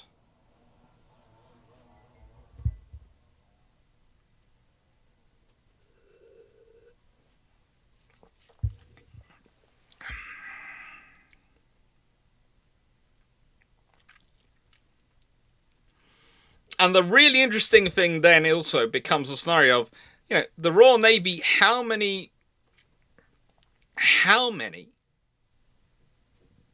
and this is an important question, how many battle cruisers do they want to operate? How many do they like to keep up? Because if they're building 3, 2, 2, 2, then they are building 15 battle cruisers. The Royal Navy usually operates about 9. Often about as little as 8. So that means, to me, there's 6, 7 to go around the Dominions. 2 for Canada. 2 for India. 1 for Australia. 1 for New Zealand. 1 for South Africa.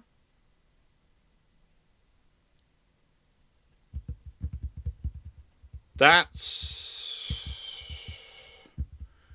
an interesting force structure. That's a very interesting force structure. And that's not ill in place by World War I, but that's heading to be in place by World War I.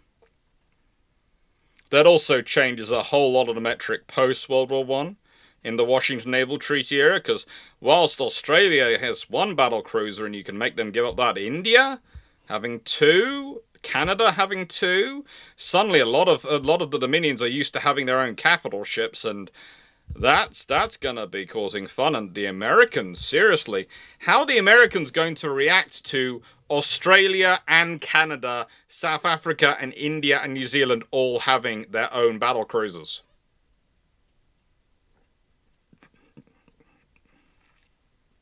I mean, South Africa now would have the most powerful navy in the whole of Africa with a 1 battle cruiser, let alone the cruisers and the destroyers. And again, if you're the Germans looking at World War I and looking at these forces being built around there, do you have the East Asia Squadron? Do you have that squadron sitting over in China, waiting for war?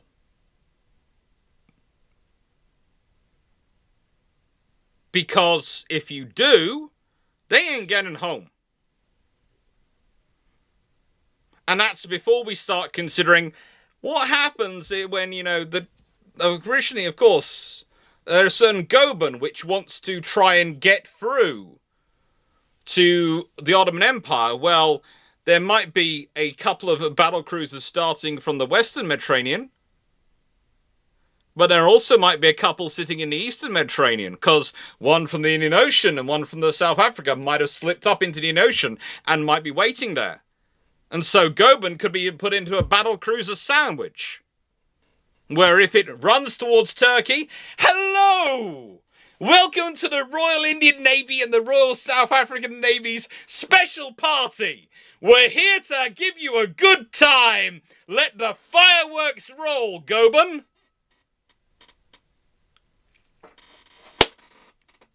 Now, admittedly, that depends on availability. The unit might not be available, and we're going to discuss all this once we get to these things, once we get to it. But this is about the post-1908, what the world we're dealing with.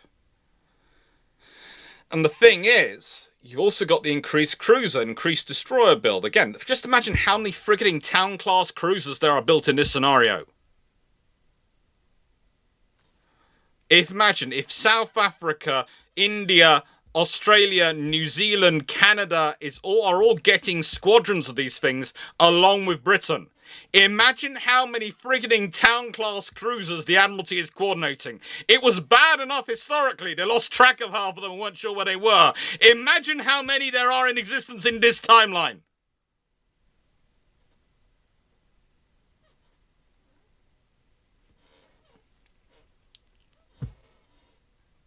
Mark Harness. The trouble is with sailing across the Pacific and interning in the US is what happens if when you're traveling across the Pacific, you come face to face with the Canadian Invincible that's on their west coast that's coming looking for you. Because there's only a couple of ports you can go to and successfully inter, and that's probably going to be San Francisco. Because if you want to go to Seattle, anywhere like that, that's far too close to Vancouver.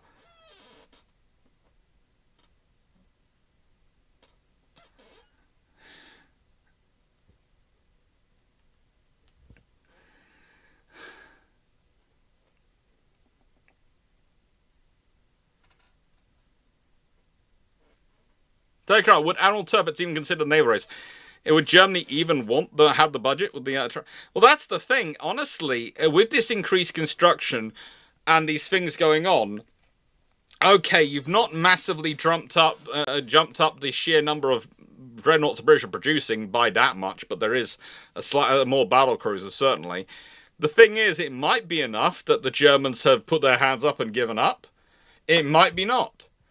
Historically, it's the Queen Elizabeth class which really kicks the booting because they raise the cost of the things. But if you've also got 15-inch gun battle cruisers coming out, which raise the cost of the battle cruisers as well even more, that might serve it quicker. Historically, it's only when you raise the cost of these things so much it starts interfering with the army's budget that the German Navy, the Kaiserlich Marine, is forced out of the naval race. I don't think Tirpitz is going to be forced out because this begins, but it's going to be expensive. And battle cruisers are more expensive ton for ton, but they are the economic warfare assets. They're the trade protection assets.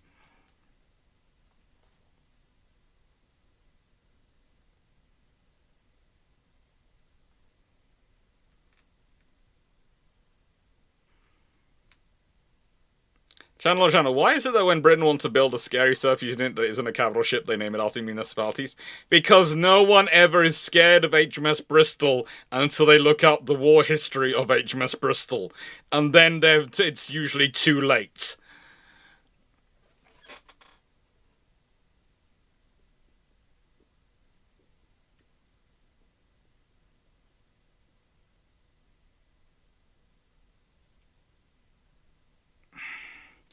Well, again, they're not jumping to 15-inch guns sooner. They're jumping into, if they're putting a 15-inch gun battle cruiser. So when you order the Queen Elizabeth class, you also order a 15-inch gun battle cruiser equivalent improvement. So basically, if you consider the Queen Elizabeth class are their attempts to try for a fast battleship, and I'm going to be doing a video next Saturday, which is about why they didn't get to the fast battleship, why they sort of failed the idea. Well, you'd end up with the 15-inch battle cruiser equivalent of that. So if you're basically going, well, hang on, that's a 24-knot, let's say, battleship. Okay, so this needs to be a 32-knot battle cruiser. So you get a 32-knot, 15-inch gun version of HMS Tiger.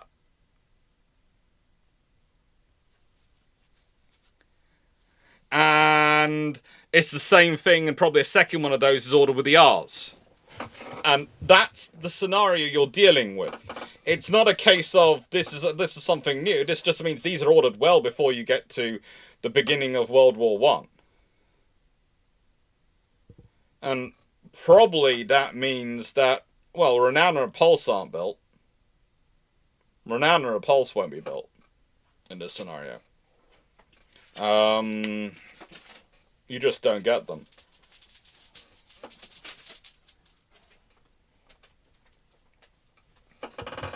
But it's a fun scenario to think through, because this is extra trade protection, extra control. And this means also that for the Royal Navy, they will have probably 12 15-inch gun ships enter into service at the beginning of World War I, because they'll be concentrating getting 5 battleships and a battle cruiser. Or you see a push for small tube, and yeah. Well, the thing is, the reason the small tube boilers don't get through, remember, is I still think it might be a slightly different scenario in this case, but Lloyd George is not going to be First Lord of the Admiralty when its decision's being made. It's probably still going to be the guy who comes between him and Churchill, between that position and Churchill. And the thing is, you have to remember, Jellicoe was told point blankly when he was Third Sea Lord, when he was doing it, when he was designing the Queen Elizabeth class, that it wasn't possible to fit them with small tube boilers. They weren't reliable enough yet. So that's why they didn't go with small tube boilers. So whilst it would be nice to try for a 28-knot true fast battleship, and that was the aim they were trying when they were first conceiving of the Queen Elizabeth class, the fact is they're probably going to still get the same advice, and it's going to still have the same outcome. But under this scenario, they get at least a 32-knot battle cruiser alongside them. You could small tube an R. You could small tube the Rs. That is a possibility. And it's actually more of a possibility in this scenario, because if you think about it, if the R's aren't going to be built for mass, i.e. we're not building 8 of them at the cheapest possible price, they're just 5 follow-ons from the Queen Elizabeths. They're probably far closer to the Queen Elizabeths than they were historically. And that's probably it. They probably are. The R's are probably 5 more improved Queen Elizabeths rather than 5 improved King George 15-inch armed King George V's. So, you know, that's the scenario with probably the R's. So it probably makes the R's better ships overall than they were historically, or certainly more useful. Hello, do you want something by any chance? Do you want something? Yeah. Do we all think he wants something in chat? Do we? Do we think he wants something? What do you want? Hug, love, generally attention, to be the centre of all focus and discussion. You do. It's always focus and discussion with you, isn't it? Yeah. Yeah, you are reaching for the biscuits, aren't you? Yeah. No, people think it's because you read the biscuits are stored up there and you go straight. You would literally stick your head in there and just, yeah, you would, wouldn't you? No. No. No. You're very good. You're very well behaved for you. Oh! Oh! Would you not step there? Ow! Oh! Oh! You're a good boy. So yeah, there is a possibility you get small tube boiler R's, and they get to 23, 24 knots as well, and so they are far closer to the Queen Elizabeths in terms of their operational. And yeah, and you know that's the scenario you could be facing in the immediate afterwards, because of course also you have now a Chancellor who firmly understands naval requirements and naval needs, after serving as First Lord of the Admiralty for so long.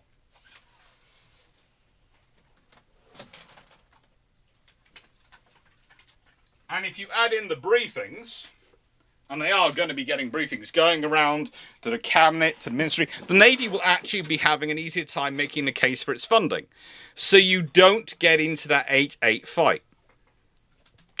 Which does, as I said, change the R's, because the R's, instead of them being 8 cheapest chips battleships, which are designed to be as economical as possible to get as many as possible, you were just building 5. and five more follow-ons from the Queen Elizabeth. Under this scenario.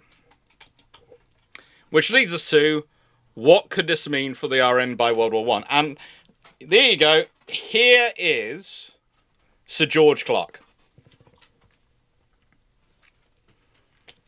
This is Sir George Clarke.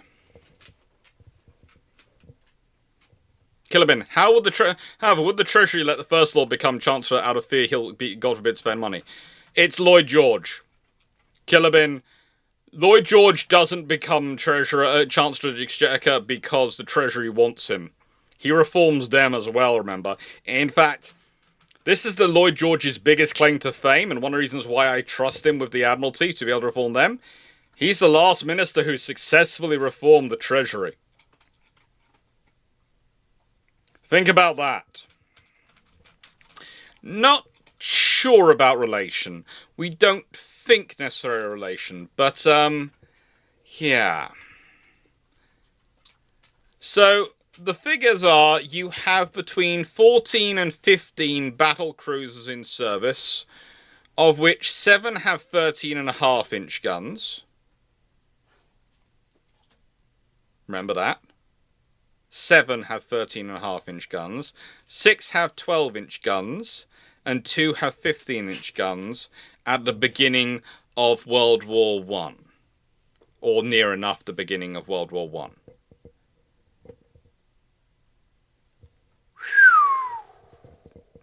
Same number of battleships.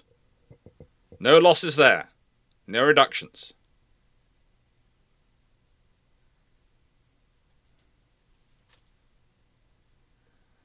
And we also have an increased government awareness of the Royal Navy war plans. There's even a possibility that with both the Navy and the Army on board with this planning idea, in terms of publicly planning rather than just privately planning, that the Imperial... Oh, good Lord, look. It's giving me weird light. It's making me look like I have bags under my eyes, this lighting, when I don't. Oh... That's weird. Sorry. You know, it's quite possible that the Committee of Imperial Defence has actually managed to create a truly unified Army-Navy war plan for waging war against Germany. Which might mean Sir George Clarke doesn't resign in 1907. Because he resigns in 1907 due to lack of support from the government and, frankly, the fact that the armed services spend their time fighting each other so much. Now, let's start thinking about this. As Killer Ben's already pointed out, the 12-inch gunships, they're dealing with raiders. They're going out in the world. The 13.5 and 15-inch ships, there are more than enough of them to deal with the German fleet. The German First Scouting Group. In fact, let's think about that. The German First Scouting Group versus 7 13.5-inch gunships and 2 15-inch gunships. That's... Yeah, I know it is vain, Paul. But look, nicest way, it's the way the lighting's making me look. I look like I'm... Yeah. Oh, it's either bags under my eyes or I'm wearing makeup. I don't know which. I've got to get these lights sorted out.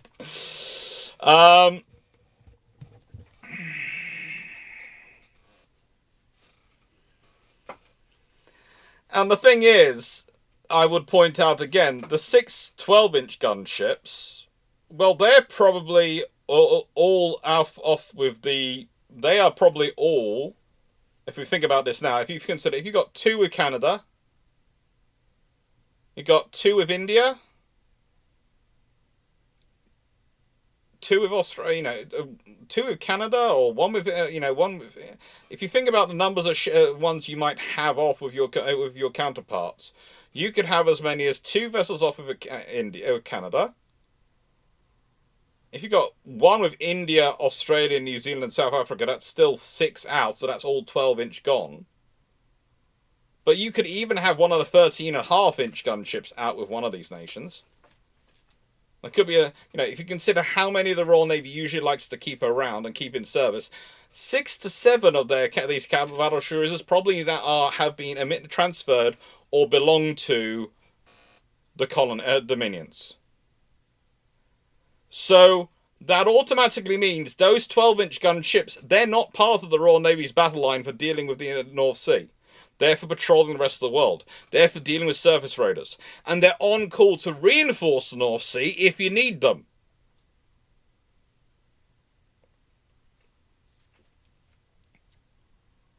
Now, why have I got 2 with Canada? 1 for each coast.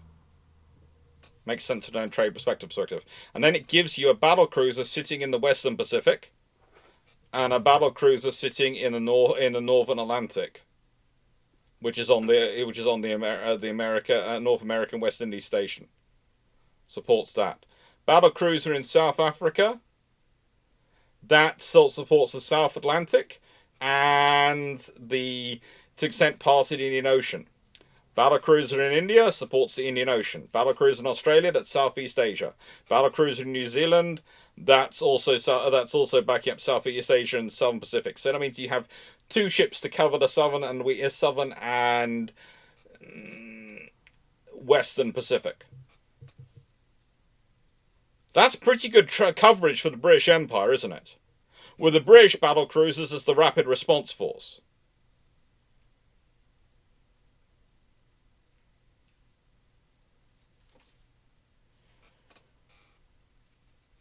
And a joined-up plan with the army. What does that mean? Well, that's the interesting thing here, is if you start thinking about what a joined-up plan for the army and the navy could mean, is that the British Expeditionary Force might still go to Europe, but there might be something called a Empire Expeditionary Force, or an Imperial Expeditionary Force, or a Commonwealth Expeditionary Force, whatever you want to call it, built around probably a Royal Marine, Royal Navy division, a British Army division, a division from the Army of India, a division from Australia, a division from New Zealand, a division from South Africa, and a division from Canada.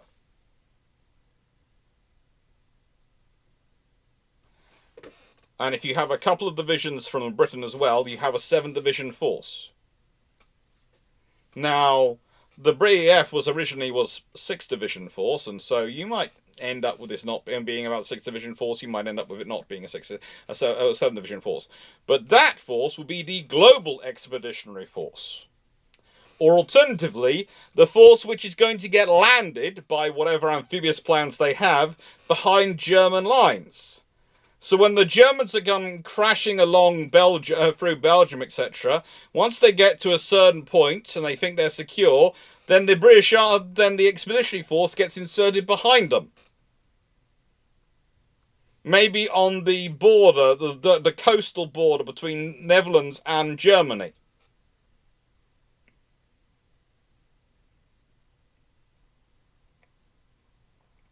Just think about that. Or maybe it's a reinforcement force that goes into France.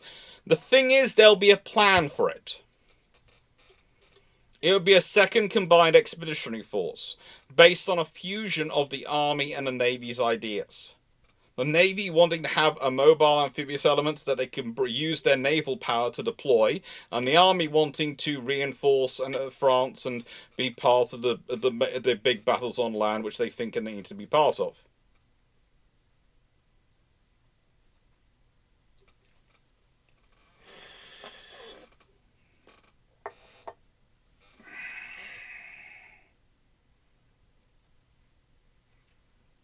And what does this have an effect on? Well, you see, the thing is, this hasn't really increased Britain's costs anymore. It's probably increased the costs for the for the Empire, for the Dominions a bit. It will have done. But there again, it's going to cost them less ultimately throughout the war, because they built the stuff up in peacetime and they've got it available. It's also, and this is an important factor to think about, and a very much important factor to think about, has probably made trade far more secure. Because in a nicest way, with the amount of town-class cruisers and battle cruisers you've now got wandering around the world, things are going to be very interesting. You know, I cannot imagine there being any scenario where there isn't a British battle cruiser or one of the Imperial battle cruisers maybe waiting for Von Spey's squadron to leave Tsingtao. Because again, they're already forward based. If you have one forward based in New Zealand, one forward based in Australia, one forward based in India, there is going to be an availability. There is going to be an availability. It's going to be thought of, hang on, if we stop him getting the sea, then he ain't going anywhere. And maybe Japan's there as well, with a couple of Congos.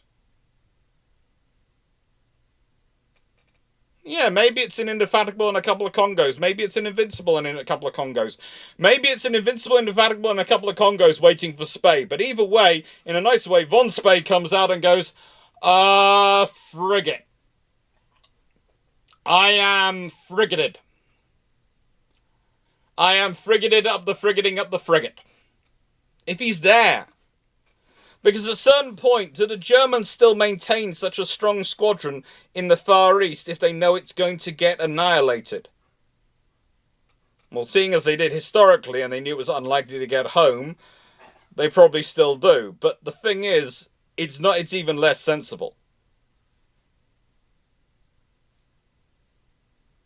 It's even less sensible.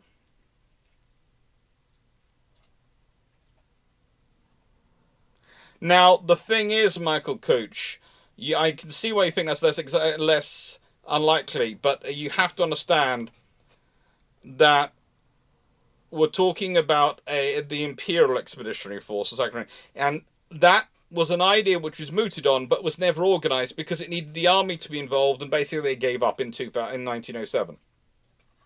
But if they don't give up in 1907, if they've got the staffs, if they've got the navies working together, if they've got the governments working together, it suddenly becomes practical. We're not talking about the Canadians and Australians they were in 1914. We're talking about almost 7 years of slight differences going on. Slight differences. And these are not forces which are expected to mobilise quickly, okay? These are forces which are going to take a time to get there. Because probably this is also the Imperial Policing Force or something like that. So the BEF can concentrate in Europe. You have the Imperial Policing Force, which can take longer to mobilise. And probably does.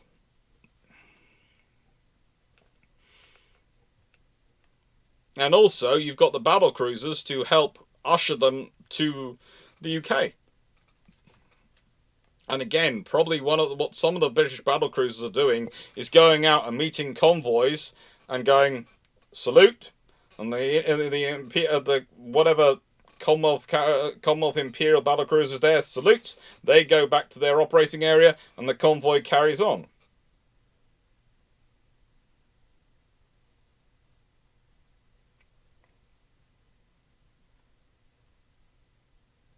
And again, De Broek, that's an option.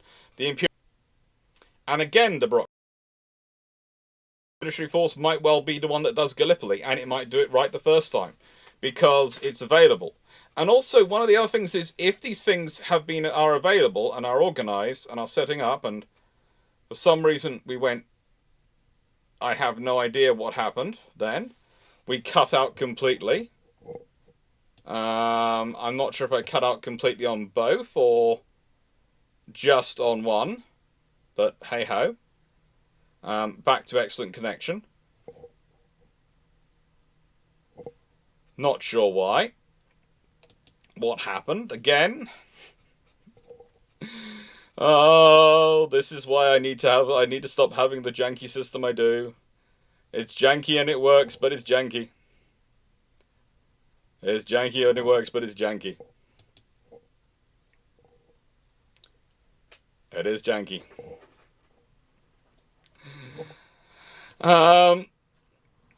So the thing is, if you do have this system all set up, you have these things in place, you have these things organised, and yeah, it might be the one used to Gallipoli, it might be used. There's all sorts of operations. YouTube catch as well. Oh yeah, I need to fix the internet. I need to get one of those routers, don't I? I need to get a dual router. I will do it. So it's proper, not my current system, which shows it's needed, but is jank.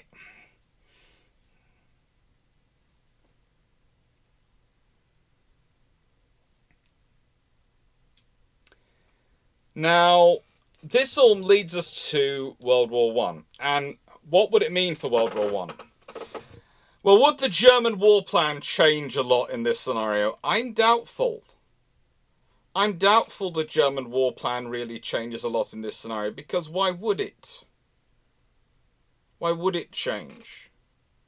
Because they're just as badly outnumbered as they were historically. They might be slightly worse outnumbered, but it's still going to be the idea of, let's try and grab a portion of the Royal Navy and beat it up.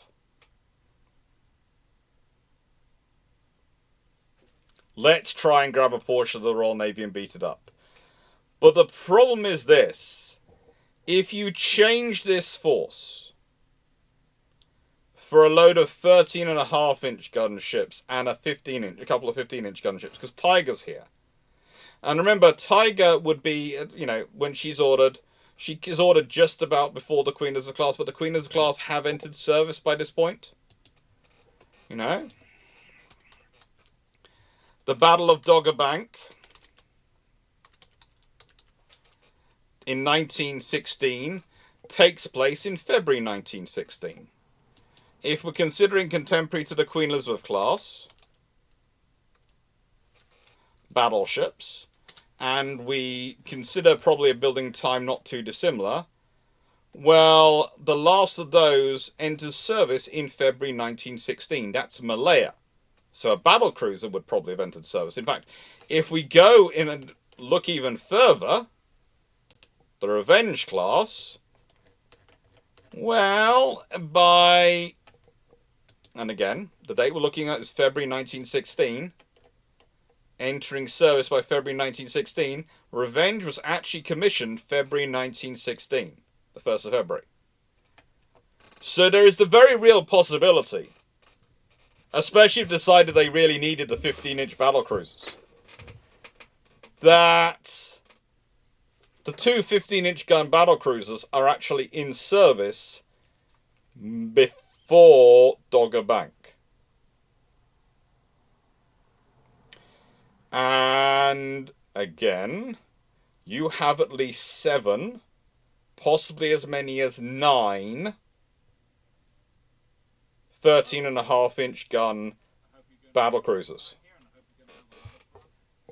Thank you for following the channel.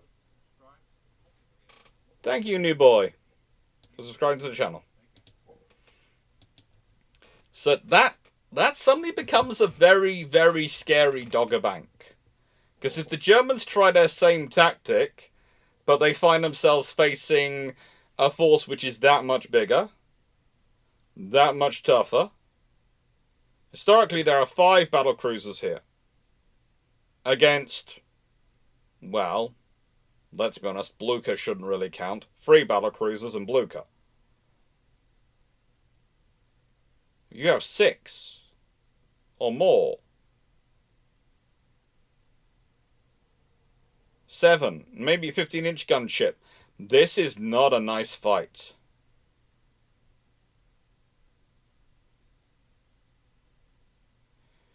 Michael Cooch, in the nicest way, Lloyd George would only be First Lord of the Admiralty till 1908. The odds are Churchill still gets there in 1912, although he's now dealing with a very different ministry. Because he still would want the Admiralty. And he'd probably accept it in 1912 after the War Office. So Churchill is probably still there as First Lord of the Admiralty.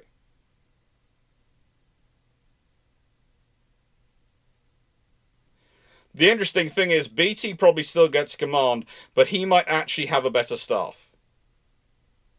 And that's the point. Thank you, David Pearce. He might have a better staff. And it's worthwhile considering that as an option. Him having a better staff. So it might be that the communications doesn't muck about. Because one of the things I could see with the Admiralty having such an organised staff for so long is that things like staff officers and community staffs for lower ranking, for admirals, get standardised. Oh, you need to have a comms officer. Oh, you need to have a signals officer. They need to come from this branch for this role. They need to come to this branch for this role. You need to have an engineering officer who's an engineering officer. You need to have a signals officer who's a signals officer. You can't have someone who isn't.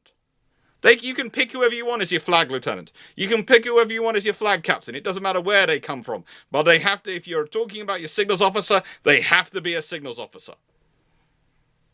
And that alone would be enough to change it.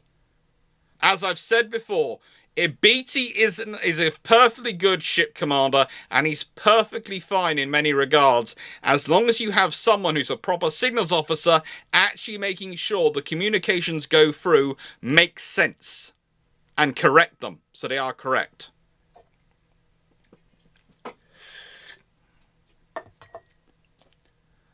Paul, the thing is, the Germans sorted out anyway, knowing the strength of the battle cruisers. The whole point was to draw the battle cruisers into a fight with the High Seas Fleet that they'd get annihilated by. That was the plan. It didn't always work out that way. Sometimes the British battle cruisers caught them and managed to beat them up. Sometimes they got through and managed to strike and never got caught. The whole point about the raiding was to embarrass the British. The other big difference is going to mean for World War I, convoying probably starts a lot earlier. And in the nicest way, it's going to be a lot easier to implement, because if you've had a fourth Sea Lord who's in charge and organising these things and doing that stuff, then frankly, that's going to make it far more likely for there to be convoys introduced early on, but also there's going to be organisations already in place on both sides of the Atlantic. There's going to be staff already in place in South Africa, etc. And so you probably get convoys being formed coming up from South Africa, convoys coming from Gibraltar, or if there's stuff going through the Mediterranean because of the effect of Austrian submarines, that's probably being organised and taken on. And what you might end up with is maybe India takes on the job of organising the convoys through the Mediterranean.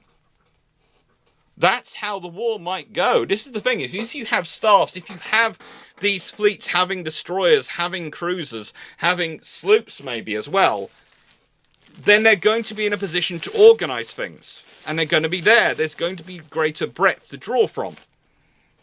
It's going to make the whole,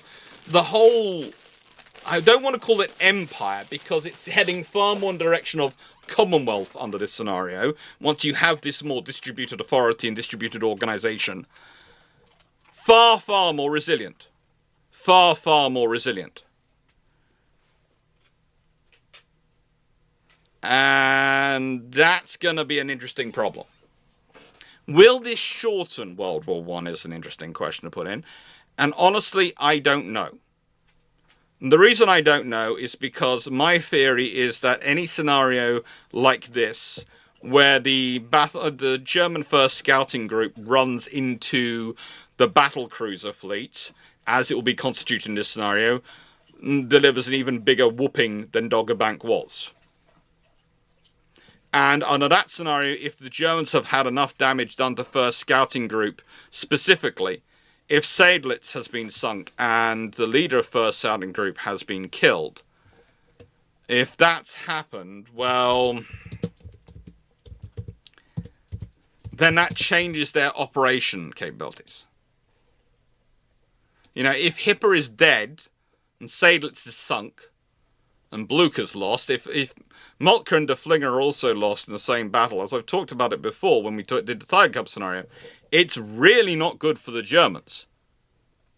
Because if they lose all these officers and they lose those ships, then they can't really replace them. That's the problem for the Germans in World War II. The British are still slow building, but are building capital ships throughout the war. The Germans aren't. They're really not.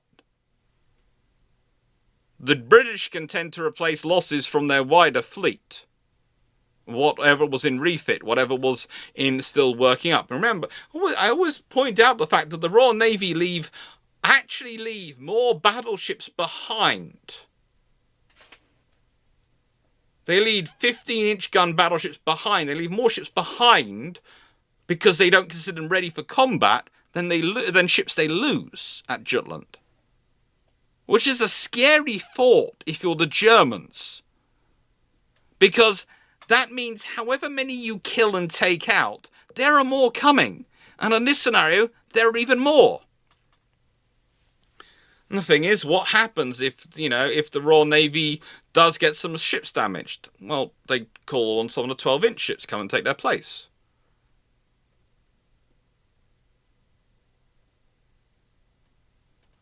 And as styling and profiling battleships and barbecue has just put, it wouldn't shorten because the generals still run the army into the ground before they quit. I agree that's the likelihood, but I do think if you have a convoying methodology already implemented because of staff studies and basically some of the pre-war studies, which Henderson draws from his reports about trade protection, are implemented at the beginning of the war, that's going to make submarines less effective. If submarines are less effective, then the Germans don't get the hope that the submarines are going to win them the war, which helps keep them going for a bit longer.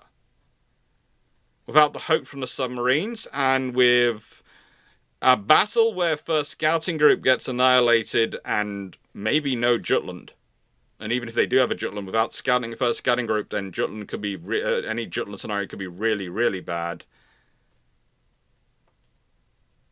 It's going to make things difficult.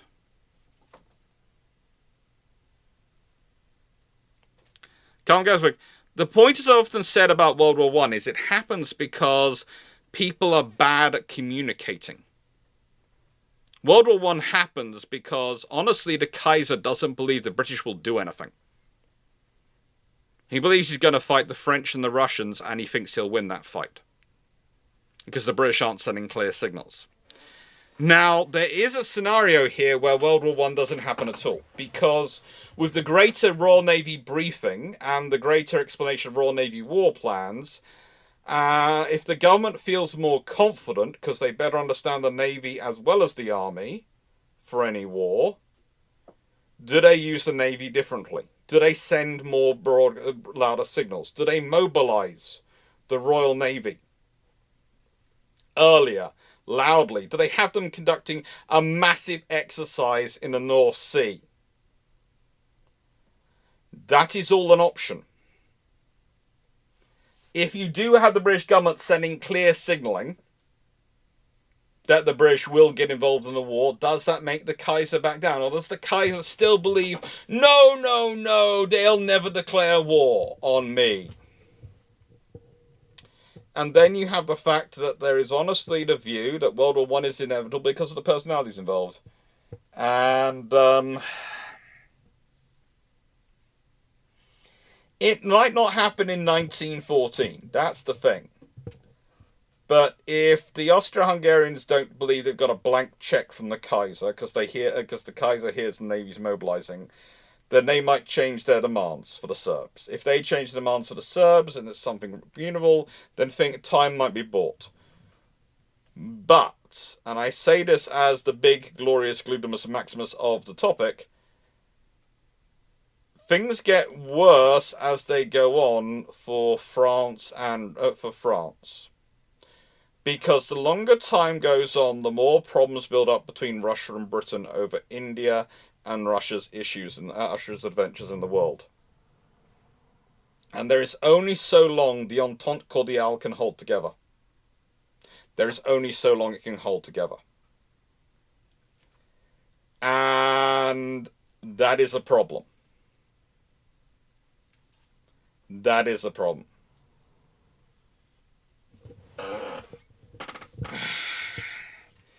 It's not global NATO. It hasn't got the tech advantage NATO enjoys over most of its peers at the current time. And that doesn't cover all areas. I'm not saying NATO has a universal tech advantage in every area. Please note, I'm just clarifying that for some context. But we're not ahead in this. I know. But generally, as a whole, especially when it comes to cooperating with allies and keeping allied cooperation and stuff, NATO has an advantage. Because NATO is, broadly speaking, a standards organisation. More than, as much as it is an alliance, it's a standards organisation. And it gets people working together. The Commonwealth Empire would, by default, be such a similar alliance because it would be all... That's the scenario we're talking about. They'd all be using the same colour. They'd all be trying to use the same calibre bullets, the same logistic style, the same this, all those sort of things. And it tends to... It's not so much global NATO as in It's a massive pool of resources, all marching to the same drum. That's the advantage of the Empire.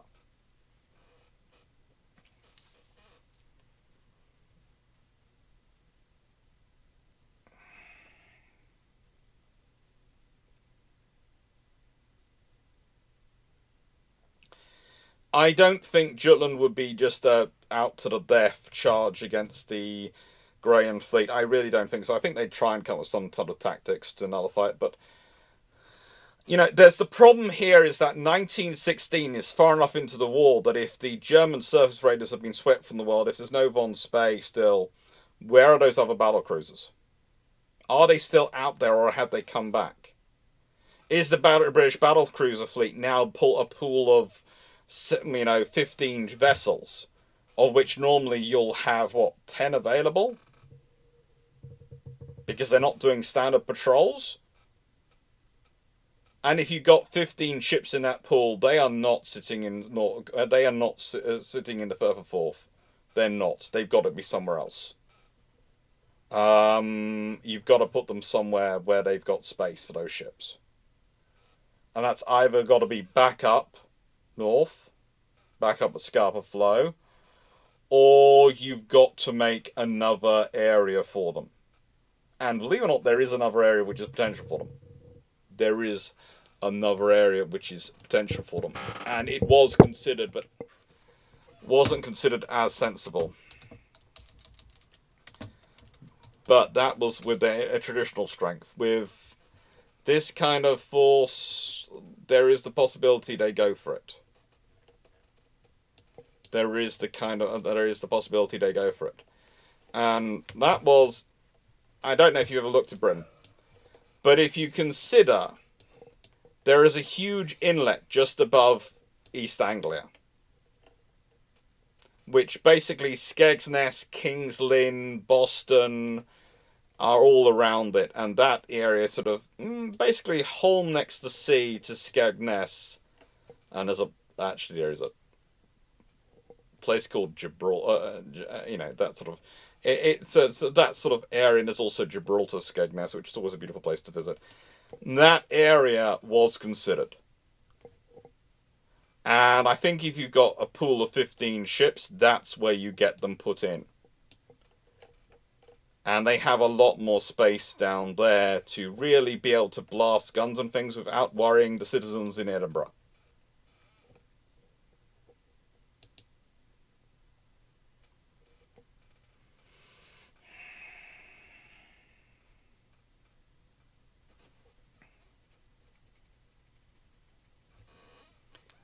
Now, the thing is, Lusitania might not get sunk, it might still get sunk, because the point is, Lusitania is technically a neutral ship, so might not join a convoy.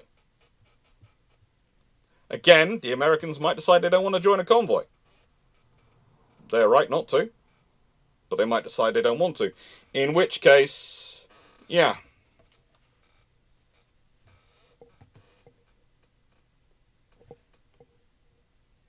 Oh, Paul, yeah, the wash requires some.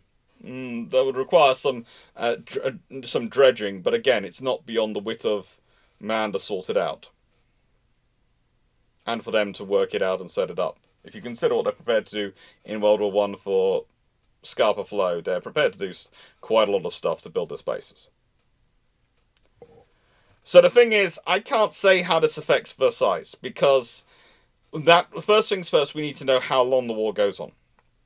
If the Germans can't find the submarines aren't working, and if Von Spee's squadron never gets any victories, and if the first scouting group gets annihilated, and they're dealing with a more organised, and maybe even Gallipoli works under this scenario, maybe that's where the Imperial Expeditionary Force goes, and Gallipoli is actually successfully forced because everything's combined together, ready to go, boom, straight through. Ottoman Empire falls. Russia is able to be supplied through the Black Sea. Everything happens that way. Then, yeah, the war might end up being 1917. The Treaty of Brest-Litovsk might never happen, etc. And who knows the things from that. You can't really predict how World War I's going to change in this scenario, because The thing is, the scenario was to get the staff implemented. That meant you needed to bring in a different minister. And bringing in a different minister, well, that means there's going to be other changes. Once you bring in a reforming minister. Once you brought in a reforming minister, and once we brought in the various different the various different scenarios, we then have a very different fleet overall in structure. We've got a far larger Commonwealth fleet or Dominion fleets to draw upon. We've got more battle cruisers. We've got the same number of capital ships, and that's going to change the analysis of warfighting. You've also got a more joined up command structure, which is more integrated on a political level. And that's going to, again, change a difference in war aims in terms of purpose and how forces deployed. This changes so much. And that's the interesting thing. Because realistically, to me, when I think this through, the Royal Navy always believed it was winning by capturing its ministers. But the thing is, as good as the Navy was at being a Navy, and as much as it was prepared to learn, that didn't mean it was necessarily good at domestic politics when it came to running ministers. They win the We Want 8 campaign thanks in part to Jackie Fisher, but most in part to the fact that that runs through the 3rd Sea Lord's office, which is open and discursive. But they lose the battle of the war plans. They lose the battle of the strategy. And they lose that because all that's run through the Naval Intelligence Department and they don't talk to anyone. And all we've changed in this scenario realistically is had them move to the department which does talk to people. Had them start talking to people.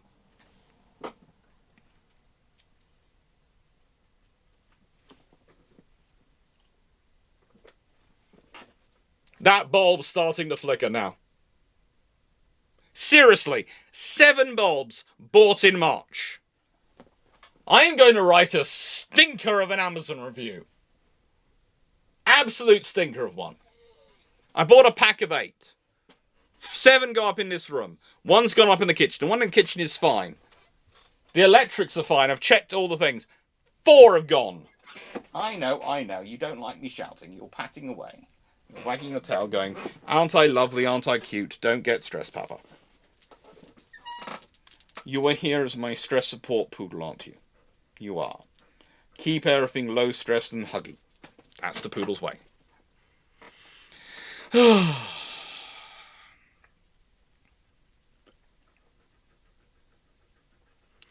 But also for the Ottomans, they might all get the gym pass. They might start as benevolent neutral towards Britain to start with.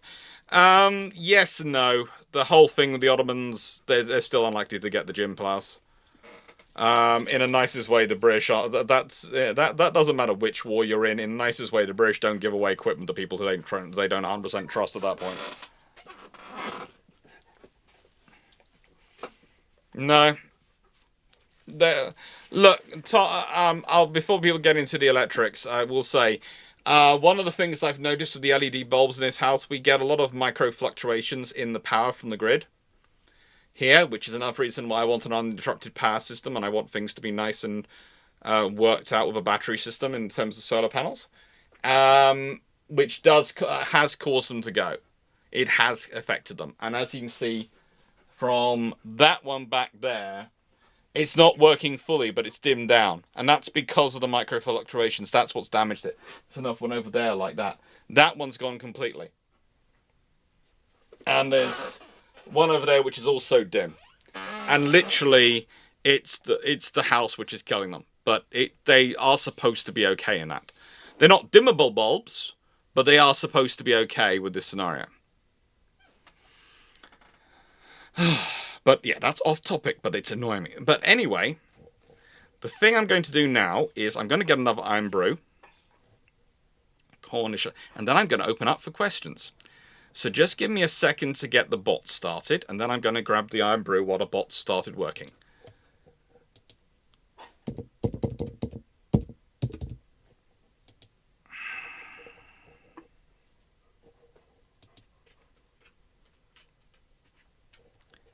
Done. Bot is on. Bot is connected to 3 out of 4. Come on, you can make it to YouTube Broadcaster.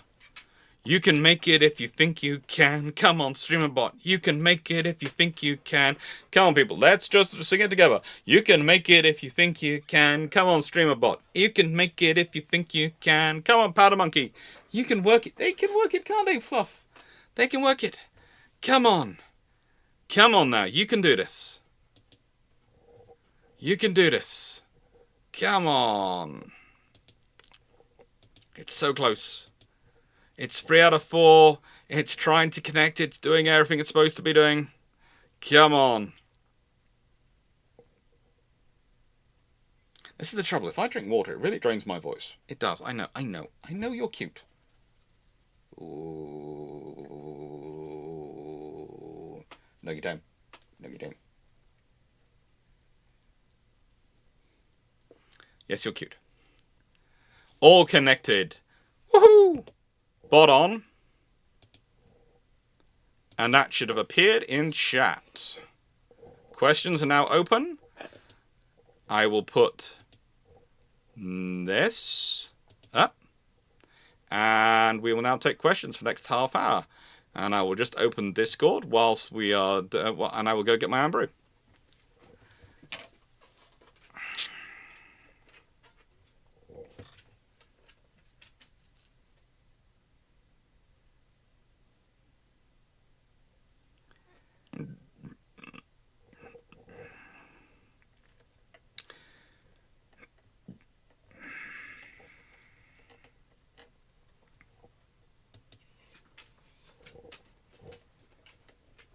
And then, of course, this evening, as normal, I will be in the Discord chatting away with everyone after this,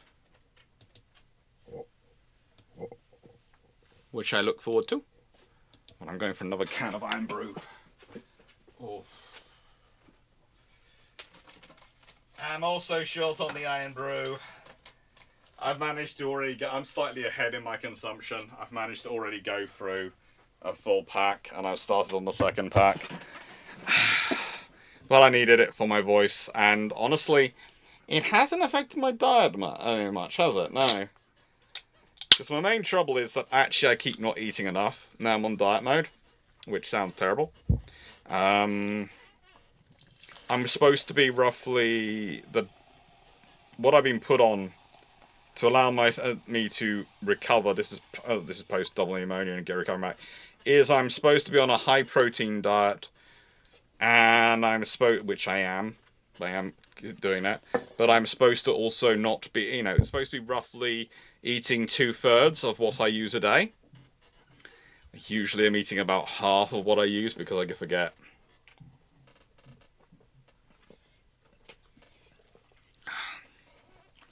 And then you realise that these cans of Iron Brew are only 69 calories. They're not enough.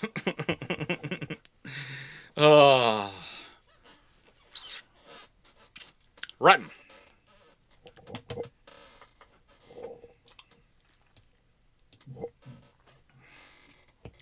So let's go for Region Pass from Carl Goswood.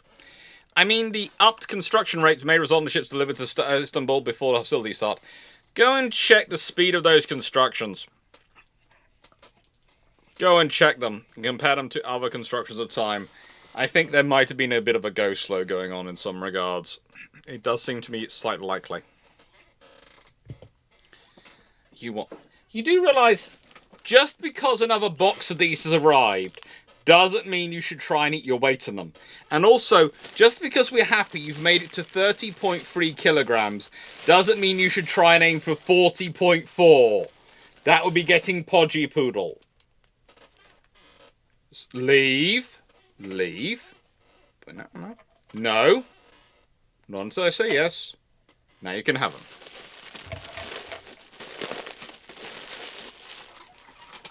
Oh.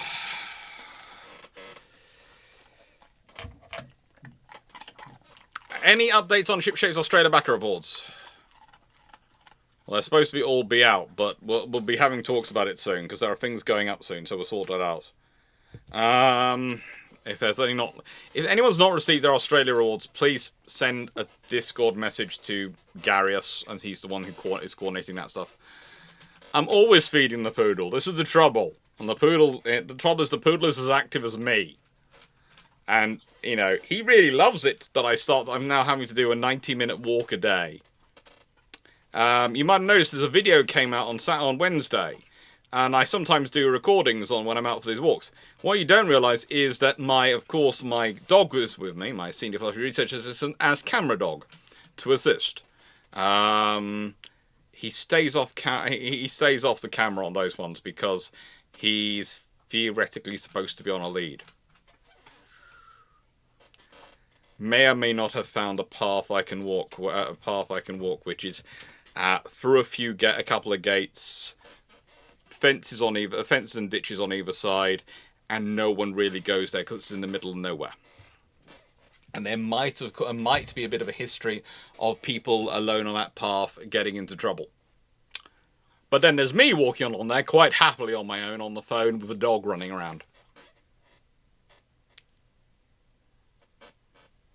Occasionally hoping for trouble. Would World War II even happen? Would the USSR even be a thing if this war is shortened by a year? It's honestly possible that the Mensheviks managed to keep control of Russia if World War I is shortened by a year. There's honestly a possibility. There is also a possibility that if you have a far softer revolution, especially if Gallipoli is successful and so you have food going in, etc., all these things, it's amazing if the government can suddenly go, look, we've managed to give these things, especially if the Russians get to get Constantinople as a prize and get to keep it. That is going to be such a big win for the Russian government and such a big victory for them that might well buy the Tsar's time to get through to the 1920s, 1930s. I still see there being a Menshevik revolution, but there might not be a communist one.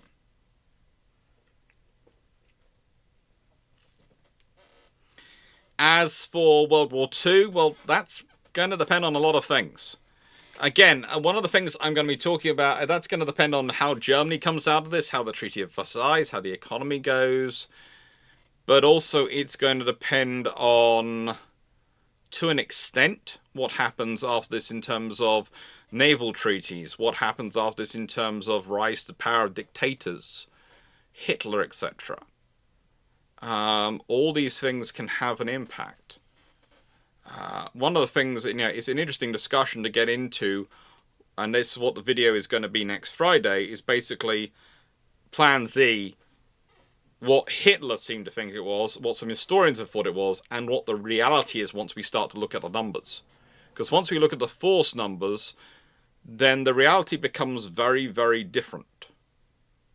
Okay, the reality doesn't necessarily match up.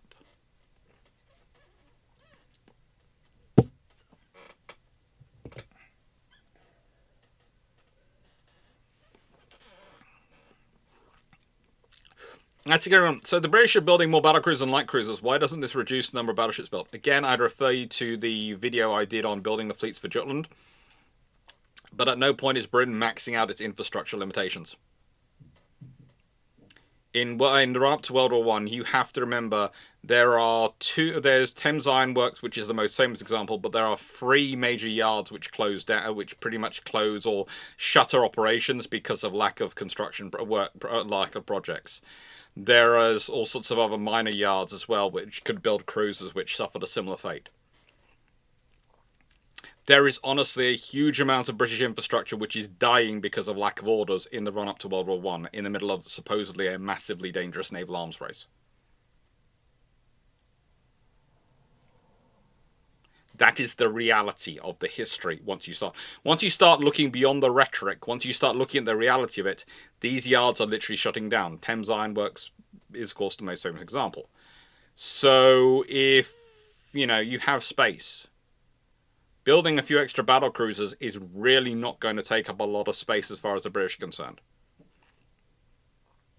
One of the things that you might want to consider is the yard which builds HMS Queen Mary, and do a really good job with her, as I've talked about before. Well, the thing is, Palmer's could have built more ships like it. They could have built more battle cruisers.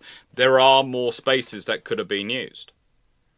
And Palmer's are another one which, if I remember correctly, Palmer's don't last that long. I'm just checking. Yeah, they ceased operations in 1933.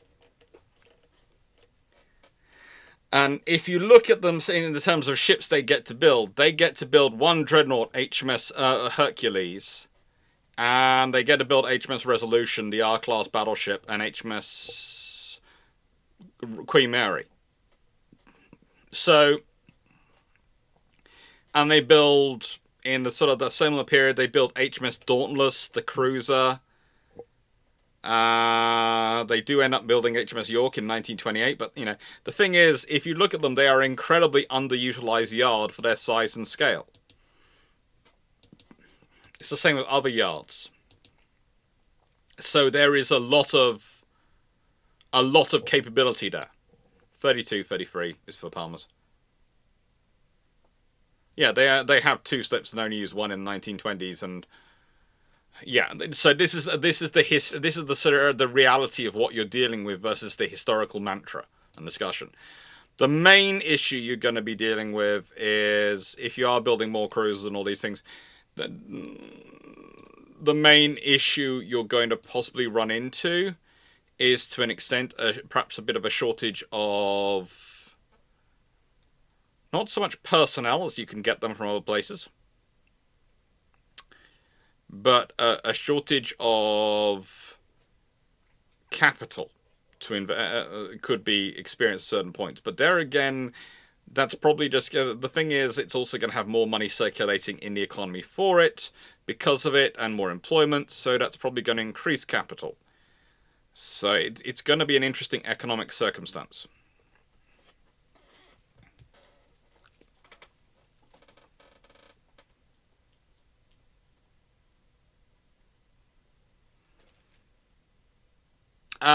Do the R-class battlecruisers become the battlecruisers rather than the BC?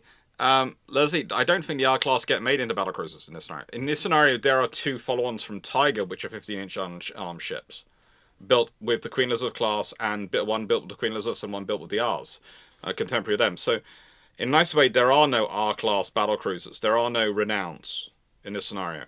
They are 15-inch gun Tigers. If there are any ships built contiguous with that scenario, then they're going to be a completely new design, in which case their continuation possibly, it's going to depend on who's in charge. Again, this is the thing, is if you've made it this system, and you've got more of this system going through, it's going to be far harder. If you've got an established staff, you've got as integrated as many ministers as you have, it's going to be far harder to have a scenario like Battenberg finds himself in. It's not the Naval Intelligence Department, which is separate off from the First Sea Lord. That's going to be his own staff, his own office. Which means when he goes in power, those are going to be his own people put in there. He will do that. And that's going to change things. Plus, he's been a former Fifth Sea Lord.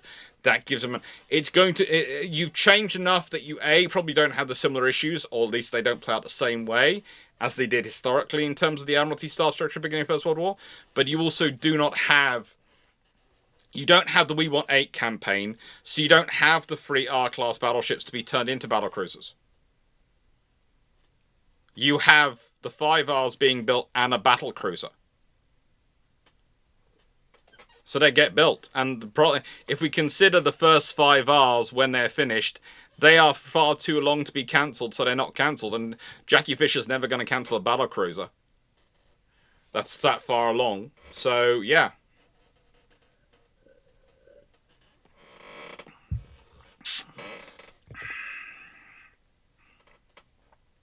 Oh, sorry, pressed the wrong button. Questions are now open.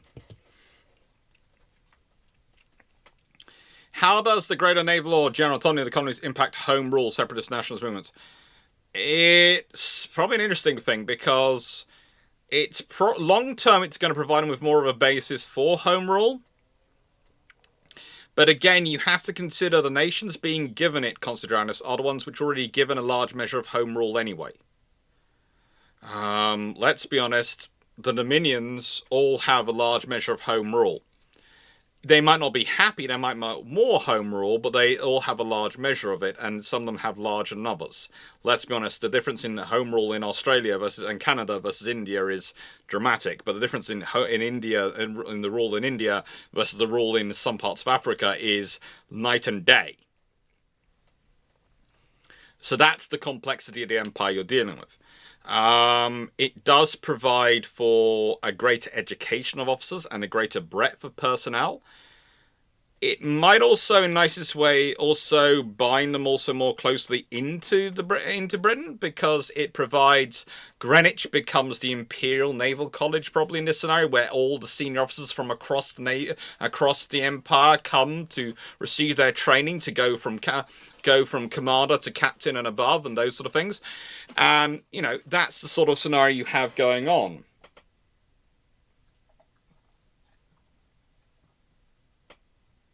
Sorry, dog making weird noises. And that's really going to be something which is going to be interesting. It's not going to hinder their home rule separatist intent, their sort of separatist intentions, but it's going to possibly be another, how do I put this, another thing of, oh look, we have a navy now and we have this, and it's a case of it's then moving on towards independence, but independence within the Commonwealth, the Empire to Commonwealth transitionary framework. It's basically accelerating some of that already under process.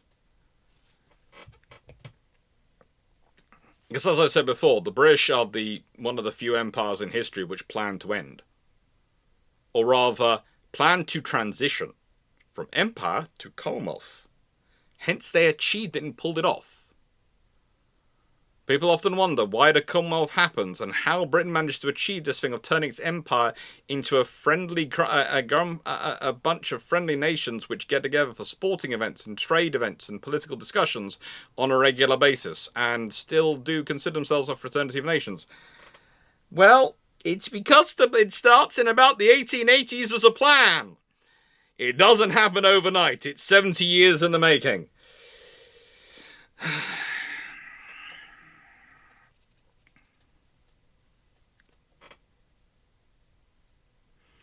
Commonwealth. Speaking of Commonwealth, NATO earlier, were there any clashes within the Commonwealth, like Greek, Cyprus, Turkey issue? No, really, no.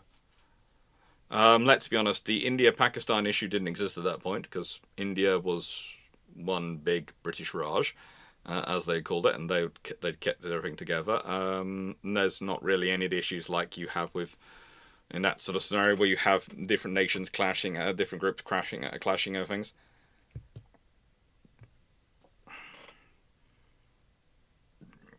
Alliance, no. How likely is it more nations would join this British conglomeration? No. They're not going to. In the nicest way, they're not going to, because that's not what this is about. This is about the British Empire. This is not about the other nations joining in.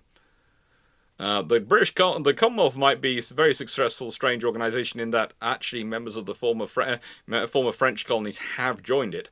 But we'll leave that to one side. This is not going to be a scenario where other nations are going to be joining. They might want to be friends with it, but also there's going to be the US being maybe a bit more worried about it. They might even actually order their battle cruisers earlier because Canada's got battle cruisers. Admittedly, by the time Canada gets 12-inch gun battle cruisers, they probably have got 14-inch gun battleships, so they're not going to be too worried. And it's not going to be something they're going to be massively worried about, but they're going to survive.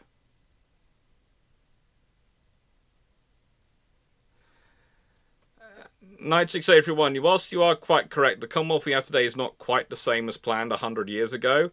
It's not as far removed from it as you might imagine. And the thing is, there's always... it's a case of what they aim for, what they achieve can be very different things. But that doesn't mean it was a failure. And in many ways, the differences between it and the Commonwealth plan... The most stuff that's missing from it is most of the is a goodly chunk of the defence element. That's what's missing from it. And realistically, that's partially because of Britain was in part of NATO and part of because of the European Union and various other things we were part of, which took our emphasis away from it. So that's more Britain changing the plan in many ways than other scenarios. And other countries not wanting to be necessarily part of it for that reasons. But that's the thing. You can have a plan for an organisation like a Commonwealth, but the fact is those nations will ultimately be able to have controlled their own destiny. No naval history at Knights to take for one, but you are trying to carry on a conversation with and interrupting other people's questions by atting me in the chat. And I know I could choose to ignore you, but I always feel it's a bit rude. But it does seem a bit strange when other people are doing the Q&A thing and you're atting me. It's kind of jumping the queue a bit.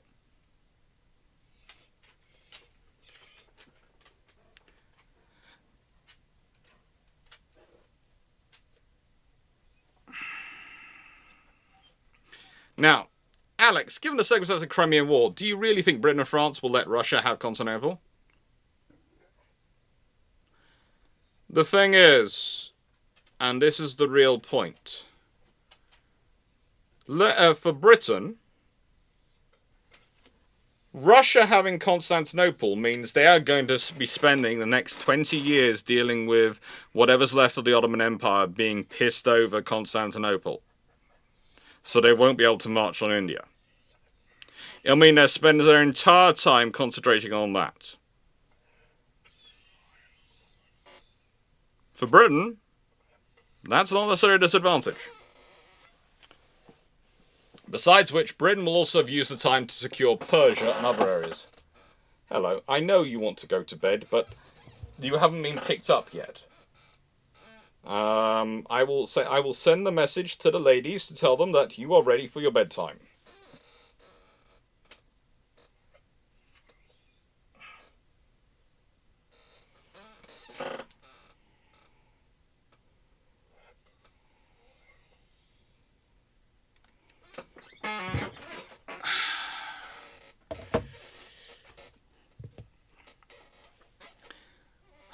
So the fleet of 2 tigers, 2 kumaris, 2 lions.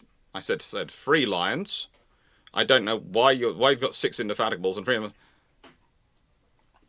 Oh, good lord. Now, if you want to create a fantasy fleet, because that's not tonight's discussion, has not had anywhere near 6 indefatigables. It was 3 lions and 3 indefatigables. And 3 invincibles. You've added on extra indefatigables. And yeah, in that scenario, yes, the Germans aren't fleet is inadequate. But, you know, your scenario is 2 tigers, 2 Queen Mary, 2 lions, 6 indefatigables, 3 invincible claws running around. Why have they suddenly built 6 indefatigables instead of the 3 they built historically? Is running around. Isn't 3 Deflingers and 1 Sadelets and 2 Molt and 1 Von der Tann inadequate? Yes, but it was... The Germans were never building a fleet to be, to be adequate. They're building it because they needed a scouting group and they needed those extra ships.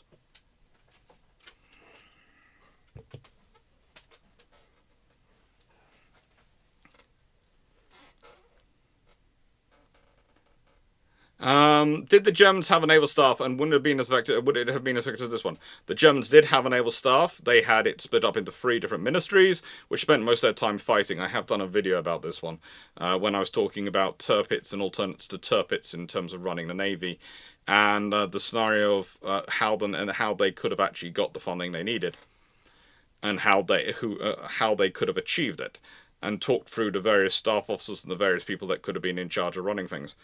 Basically, it comes down to Prince William's brother, to Kaiser Wilhelm's brother. Alexander could have been in charge, but he was in charge of one of the sets of staff as well.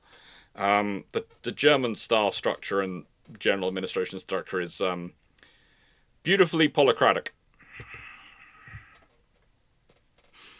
How likely is the battlecruiser is built, then we see a run of 4 Orions, then 5 1911 King George 5 Iron Dukes of armed battleships? I think I did say that we get the capital ships built as we did historically in this scenario, because the capital ships numbers are being defined in many ways by the race with Germany. So that's pretty much what I think.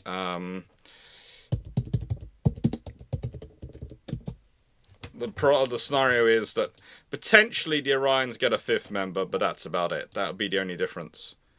King George V's get 4, and the Iron Dukes get 4 historically. They might all get 5 in this scenario. They might get 4. It's going to be an interesting scenario.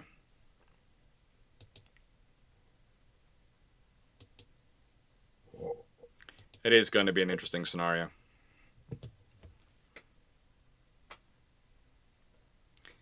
Black Horse, how possible would it be for the ships to last World War II? That's going to be an interesting question. Do they need to? If you don't have the Washington Naval Treaty, you probably still have the British doing a constant build. In which case, the British might keep building either battle cruisers, or they might start building entirely a fleet of fast battleships. In which case, again, it might be the scenario that the old ships go to the colony, go to the Dominion powers as their new flagships.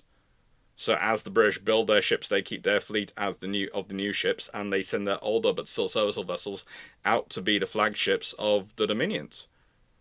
As their core ships, or the Dominions maybe order their own. So the odds are the Dominions have a larger fleet in World War II.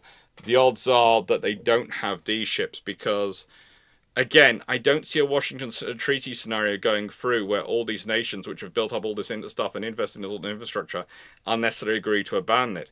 Australia does, but there again, Australia's the only one which is abandoning anything. And also, it's a if World War I ends earlier, you don't have a Washington Naval Treaty because Washington doesn't have power enough to implement it. That's the trouble. It's bad enough for Washington they don't take part in Versailles. They insist on doing their own separate peace treaty because the involvement of Versailles had been limited. It's even worse if they're not involved in World War I at all, in terms of a diplomatic power and influence.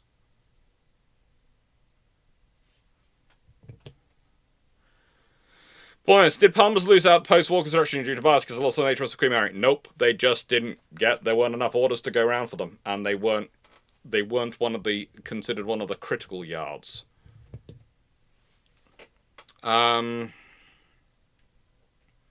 I said, wouldn't the extra ships allow older pre-dreadnoughts to be sent to foreign stations?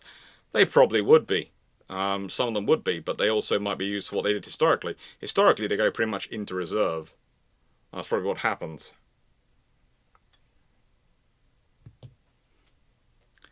Sorry, Car. Would there be a longer Pax Britannica? Ooh. I don't know, but there might be an interesting scenario of it's going to depend on World War II. It's going to depend on a lot of the things because remember, Britain gets hit by First World War I, then the Depression, then World War II, and then at the end of World War II, there's the Southern American deciding to unilaterally, without notice, change from the war economy, which everyone's structured around, to ending Lend-Lease. And those 4 shocks do all the tremendous damage to Britain that leads to it suddenly dropping off the way it did. And in many ways, still building itself back up. It might be the 6th largest economy in the world. It might have all those interesting things, which is why when people start comparing it to Mississippi in terms of GDP per capita, I do have to point out that one is a nearly $4 trillion economy. One is a little under $130 billion economy. There is a small difference going on here. But yeah, that's still a problem.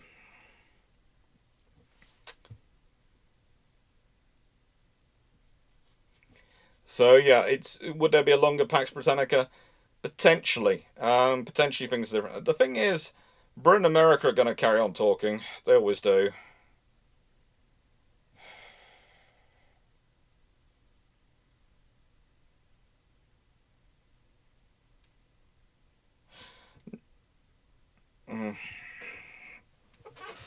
Oh, caramba.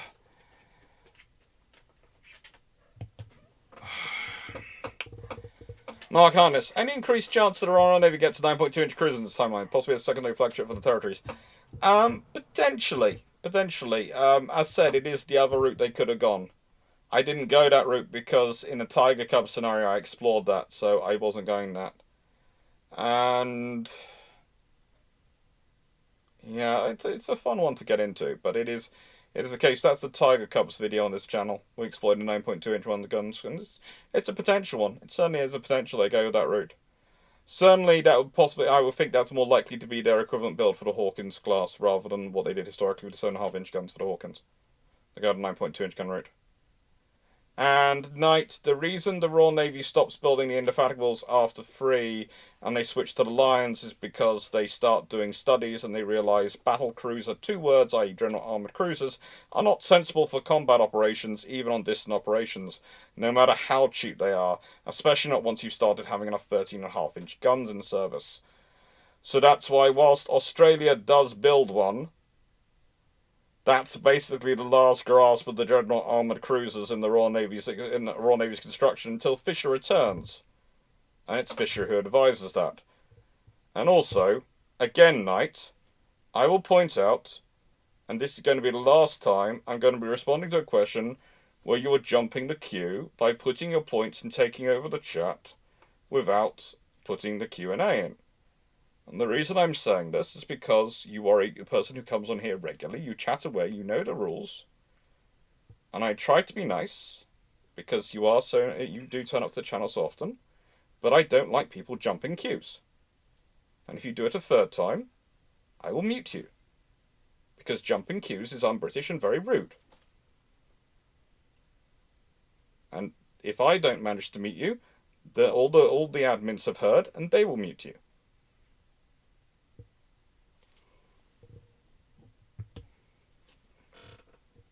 Style and profiling battleships for barbecue. Does this mean we see all four or five Admiral class battlecruisers? That's the interesting thing. You see, in this scenario, the R's are follow-on from the Queens, far more likely, because they're just building 5 again, and they are building a battlecruiser with them. So if you're getting 6 capital ships coming along, then you don't have the We-18 campaign. Which means possibly you've gone another stab at the fast battleship approach, which possibly means that the Admiral class are fast battleships. There's also honestly the scenario where Fisher doesn't get to return. In this scenario, Fisher doesn't return as First Sea Lord. Because whoever's First Sea Lord has, and again, one of the reasons he's able to return as First Sea Lord is because in many ways people don't understand the naval strategy. They don't understand what Battenberg's trying to do. They don't understand his role, etc., what he's doing. If they've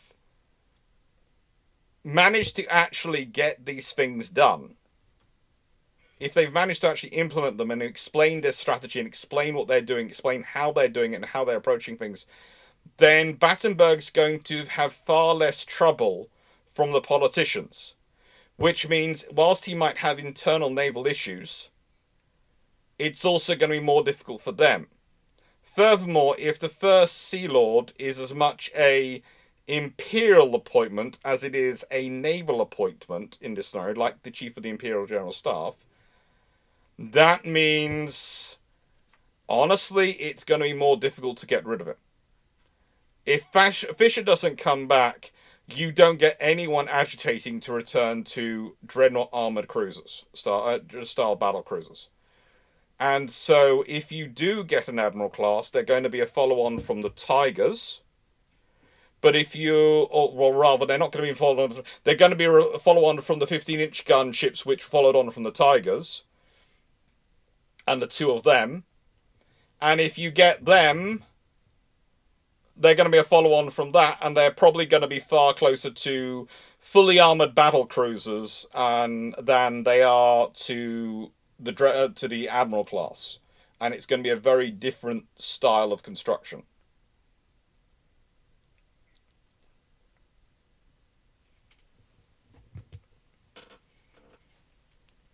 Paul Amos, would the Admirals be fast battleships or fully armed battlecruisers? I think I've just answered that, so I'm going to leave that one. Sorry, Paul.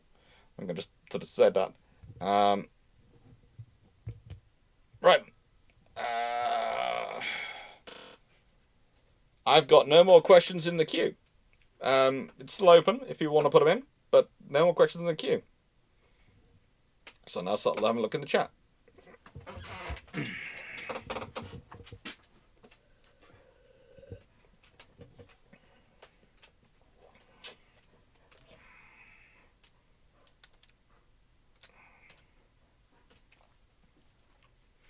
But no, it would be an interesting scenario. Well, yeah.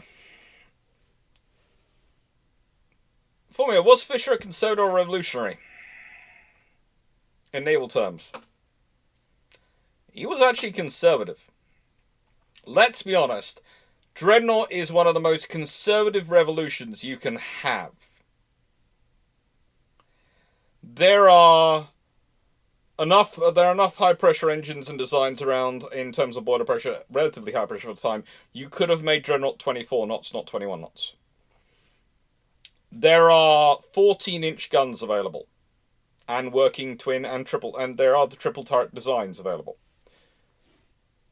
You have got super firing guns, and one of the things that Fisher admits is he didn't go and look into them and didn't see if it was possible. That's why he went wing turrets.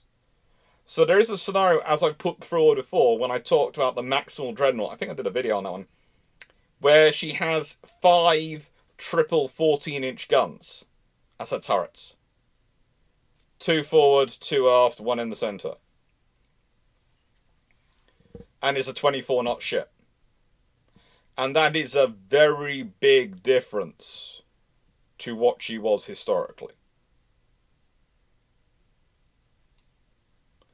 14-inch 45s.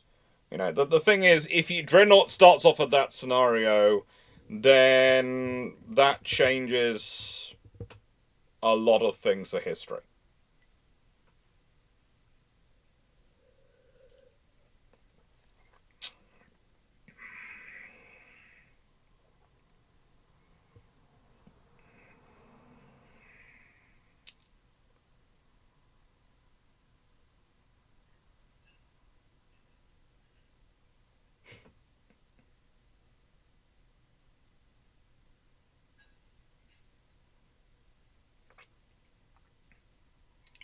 Yeah, there is the problem. There's this whole discussion going on in the chat about Palmers. They did not do their own guns or turbines, and that was a mistake. They did everything else, but didn't do their own guns or turbines. And that was an issue which made it quite interesting in terms of them. And that makes... Let me put it this way. This means other companies, because they are more vertically integrated, can have far more control of their costs. If you're Palmers, you can't go, well, this is the cost including turbines. Well, no, we're going to buy the turbines from someone else and they can adjust the costs. We're going to buy the guns from someone else again. So, yeah.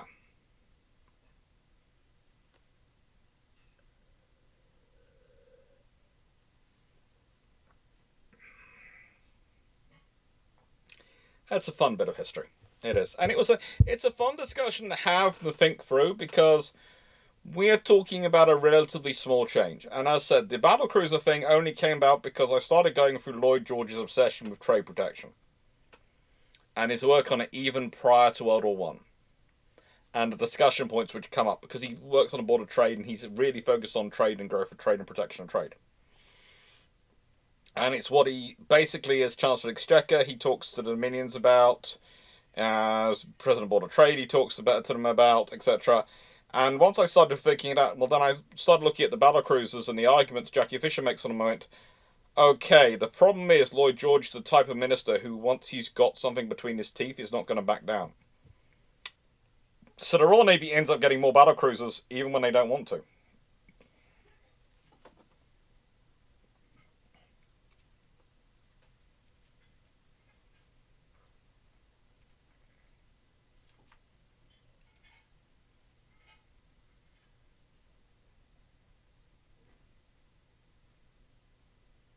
How do you reconcile the conservative argument with Nicholas Lambert's submarine revolution Fisher argument? Paul Mio, again, standing rule in this is a thing. If there's enough academic or publisher is not here to defend themselves, I don't answer direct questions about their papers. But in that case, when it comes to Nicholas Lambert, I own enough of his books and I've studied them enough to know what he's to know what you're talking about. And basically, in future, all you do is you wear them and go, well, how do you square that with the submarine revolution Fisher argument? And then I'd answer it quite happily. It's the moment you add in Nicholas Lambert, I get worried. But the question, the answer I would probably give on that one is that Fisher is not. The interesting thing with Fisher and submarines is you can read too much into it. He's looking at flotilla defense, which is a very good thing to free up the battle fleet for other operations. And realistically, what he's looking at submarines for is to be the shield while the battleships are the spear of the Navy. And honestly, it's nothing unusual. It's kind of like, how do I put this? When you start to talk about that, you're saying, okay, he's unusual for liking submarines. Okay, so pick the officers who are actively campaigning against submarines and pick the officers who aren't. Well, I can find a couple of retired officers who are actively campaigning against them. The rest of the officers seem to be working for them. So in other words, Fisher is not so much a revolutionary as he is loud and good at communicating. And that's the other problem the Navy has, and one of the reasons why they don't reform in this period. It's because Fisher likes to do all the communication himself. He likes the staff work being done by the intelligence department, because they're not going to produce anything which counterbalances him, and not going to produce anything which takes the shine away from him being the originator of the ideas. We've got to love Fisher, but he does have a bit of an ego. But no, he's not a revolutionary under any circumstance. He is very, very conservative in how he does things. He doesn't push the envelope technologically. That's one of the trouble with Fisher. He pushes the rhetoric. He doesn't push the technological envelope.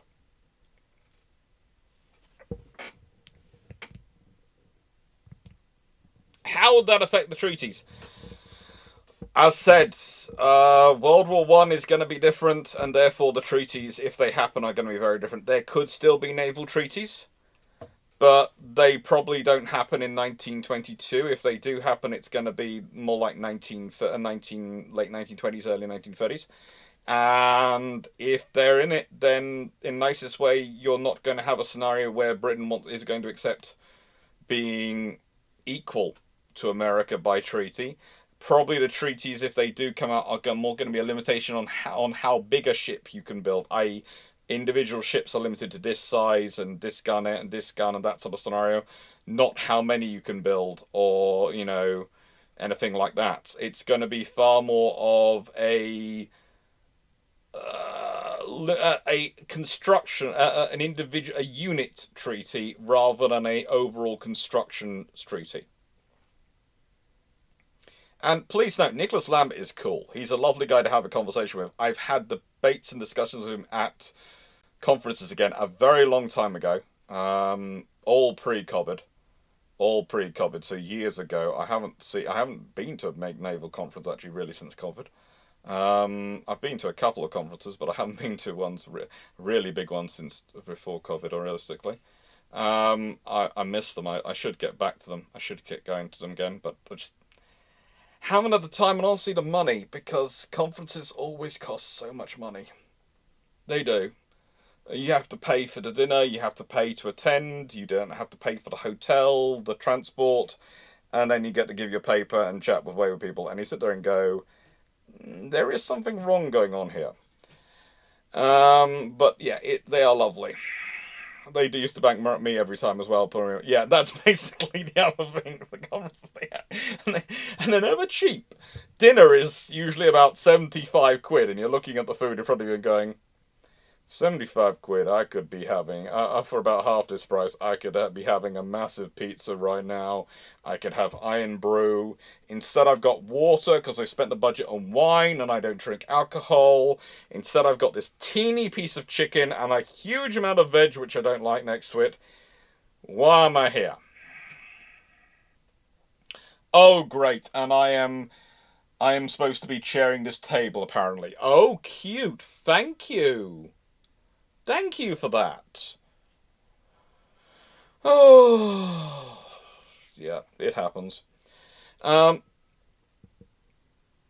Steve Clarke, so looking at having more battle cruisers, could all the R-class have been ordered as renowned types? No. No. Just not happening, Steve. They're having more battle cruisers, yes, but they're within reason. They're not getting in the nicest way. You don't order them. This is the trouble. And actually, one of the interesting things about this, if you have greater information about what these ships do and about these ships' abilities, there might be less of a desire amongst the politicians, especially, to group the battle cruisers in with the battle fleet. They might be treated as more and more separate and expected to be separate, because they know they're not the same thing. One is about getting control of the sea, one's about exploiting it. One's about trade protection, trade interdiction, and reconnaissance. The other is about fleet actions and annihilation of your enemy. They are different. Leslie Mitchell, my last ITSM conference was £1,200 for 2 days, full board, plus drinks. Yeah, this is why. If you don't want your children to get involved in drugs or alcohol, get them involved in academic pursuits and going to conferences. They'll never have the money for either.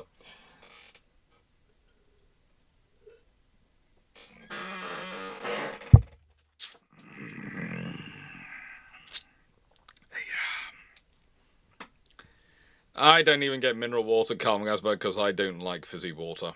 If it's fizzy, it should be iron brew or Coke, not blooming water. Water is supposed to be flat.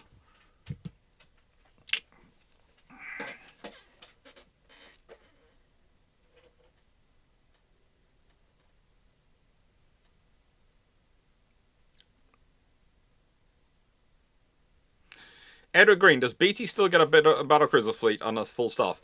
Well, BT probably still gets to be battlecruiser fleet commander because probably still Churchill is there and he probably still works with them.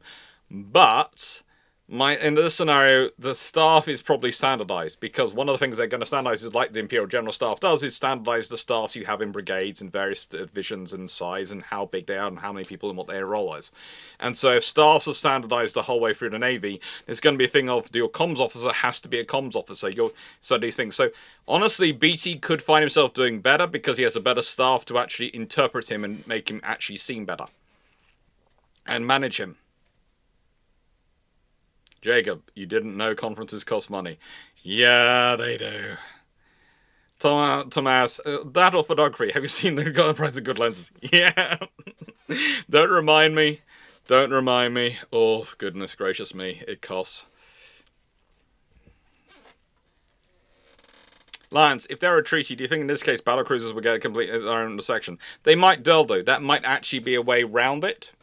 It's going to sound strange. It might be a scenario where certain nations are allowed battleships, and then battle cruisers are expanded. So these nations are allowed battle cruisers, and that counts in a separate tonnage category to battleships.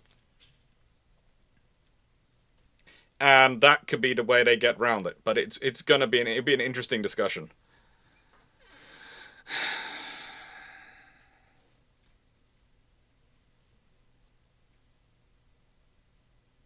Yeah, Jacob, conferences.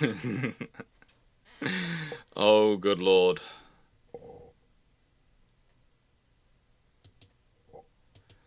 Life is fun sometimes. Life is fun. Ah, that light's still flickering away. Oh, good lord. I am literally, the moment I get a paycheck, ordering new light bulbs, aren't I? The moment I have, well, this is what disturbs me. A pack of light bulbs costs 40 quid. The moment I have that money hit my account, the 40 quid's going out, and I am going, ah!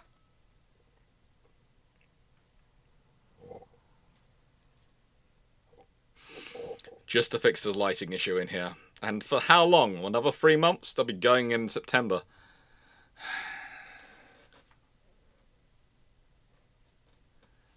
Like, I mean to manage BT, but to jungle. No, basically, you have a cheaper staff to translate his single ship orders into fleet orders. You have a signals officer to make sure the messages go out make sense and are actually what he's intending, not just the first thing that goes up the flagpole. And you have an intelligence officer to make sure he actually knows what's going on and what's in front of him.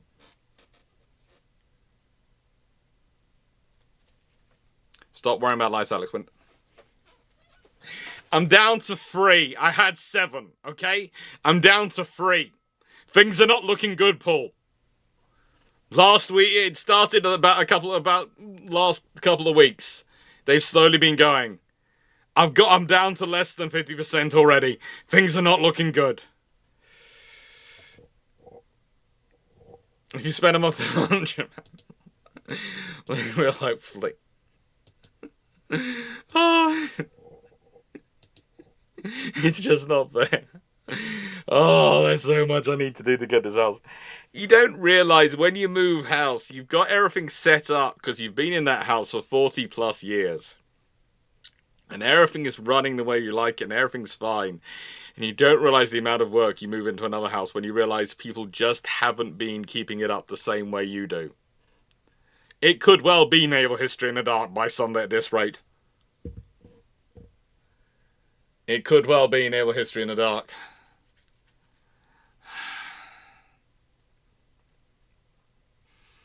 Yeah. Honestly, the other scenario is at some point I get an electrician in here and change all the light bulbs, but they're going to have to rip open the ceiling to do that. Because I get fed up with these light fittings. I really do. They are the most difficult light fitting to find. No, I do not want a dangly light. No, I don't want strip lights. So basically, I suppose I'm stuck with them. But they are also the really expensive version of them because they're the long neck GU10s, not the short ones, the standard ones. And they're just the expensive. Just because they've got a long neck, suddenly the price goes up by about double, and the numbers, the different varieties you get go down by about 20%, by about 70%.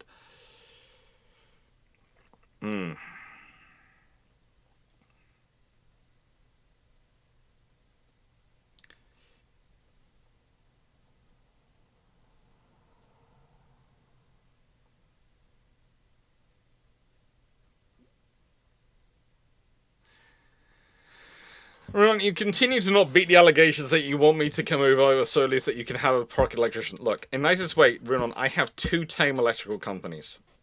Okay? I have the wonderful firm of Trident, and I have a firm based called Parks, who are based in... Trident are based in Falmouth, Parks are based in Hale. I have 2 firms.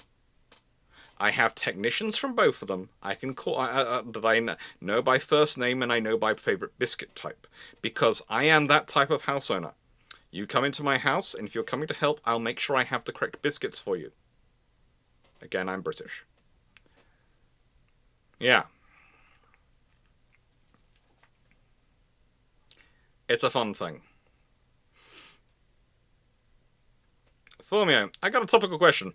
Would you classify the US defeat of Japan a victory for maritime war or air power or both? Oh, in the nicest way, air power might deliver the coup de grace, but it's the navies which deliver the war. Because it's maritime power which gets all the logistics to underpin all the air efforts and all the sea efforts. And it's the submarine force which really does annihilate the Japanese logistics, and it's the carriers which get control the sea to allow them to deliver the logistics where they need to do. So pretty much every phase of the war against Japan is maritime focused and maritime dependent. That's the reality of it, because it's logistics in the end.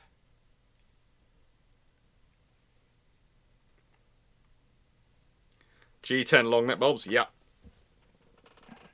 They are fun. They're cute. You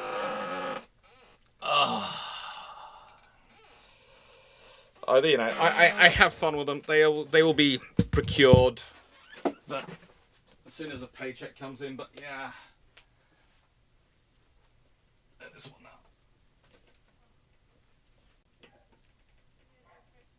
There you go. They are a fun system. They're actually quite white. Because of the stuff I do, I buy the cold white ones, and it's quite funny. I think they're supposed to last an incredibly long time as LED lights, but they don't seem to. They're 9 watts ones, but you know, they're when they work very well. Oh, thank God! He's been waiting for the last 45 minutes, complaining. I know. Look. In nicest way, as far as he's concerned, we're only here to serve him, and it's his timetable. It's the poodle's timetable. The Ralsonian calendar. Yeah. We might be busy in doing things, but as far as he's concerned, we are just here to service his needs. The brown and the black bin need your attention. Where do they need to be? Oh, okay. They don't need to be got out, they just need to be stomped on. Okay, I'll do that before they go on Discord later. I've done the pots. Okay, sis. Your Starlinks have lasted for 7 years. Yeah, they should last for absolute years. They just don't in this house with the micro fluctuations. It's just annoying. Hello, Dread Measures.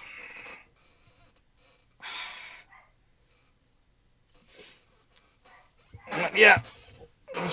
I keep calling them GU10s, but just checking that. Yeah, they're GU10s.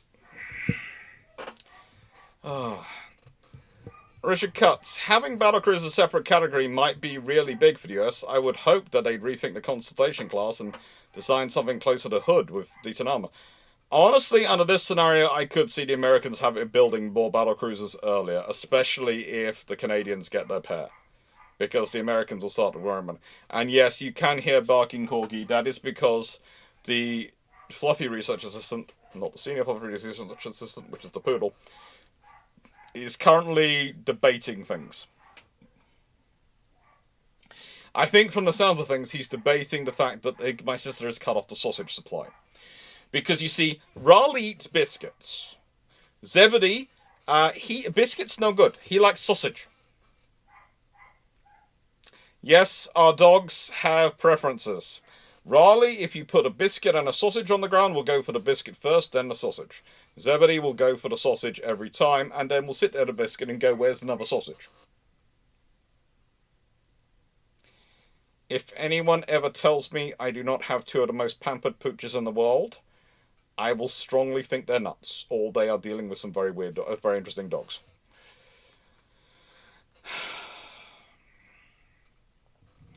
Poemus Karen Treat. Yeah. Karen Treat is...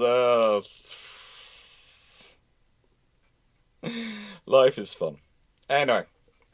What I'm going to say now is I'm going to finish... It's almost midnight, and I'm going to finish, go step on some bins, and then I'll be in Discord for a chat in a bit.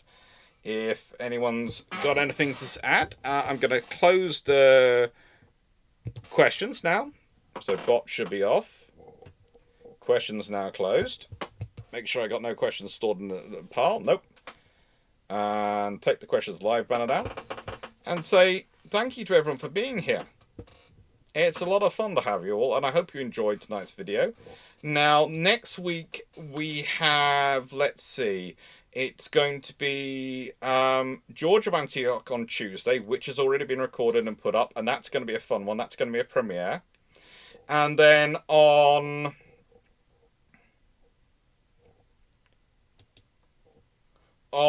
Thursday, and this is going to be something interesting for you, and some of you might notice already, we're going to be talking about the Vlita incident. And that's another event from the War of the Second Coalition.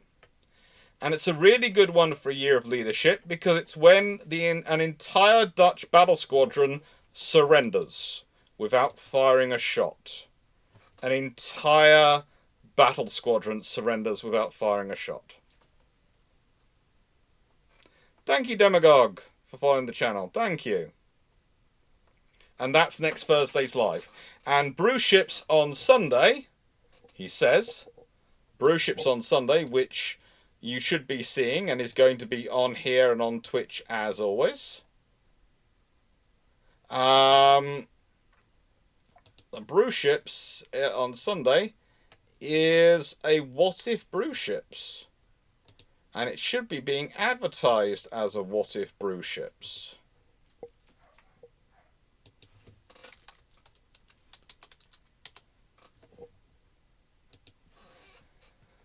Yep, it is.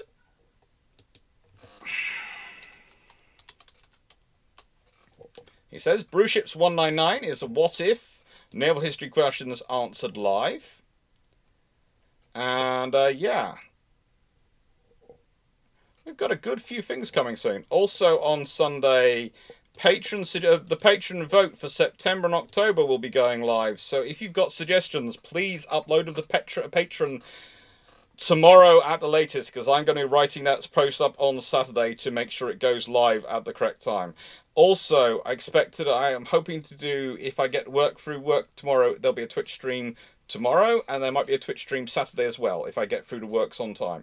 Because I got to do something, I've got consultancy tomorrow, and I've got recording on Saturday of videos, so that's scheduled.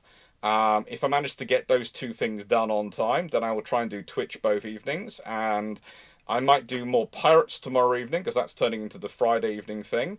And I might do Space Marines on Saturday. And who knows what we'll end up doing on Sunday morning, because yeah, I'm not doing Red Alert 3 again. I can't take it anytime. There's just the command structure and the uniforms and the acting.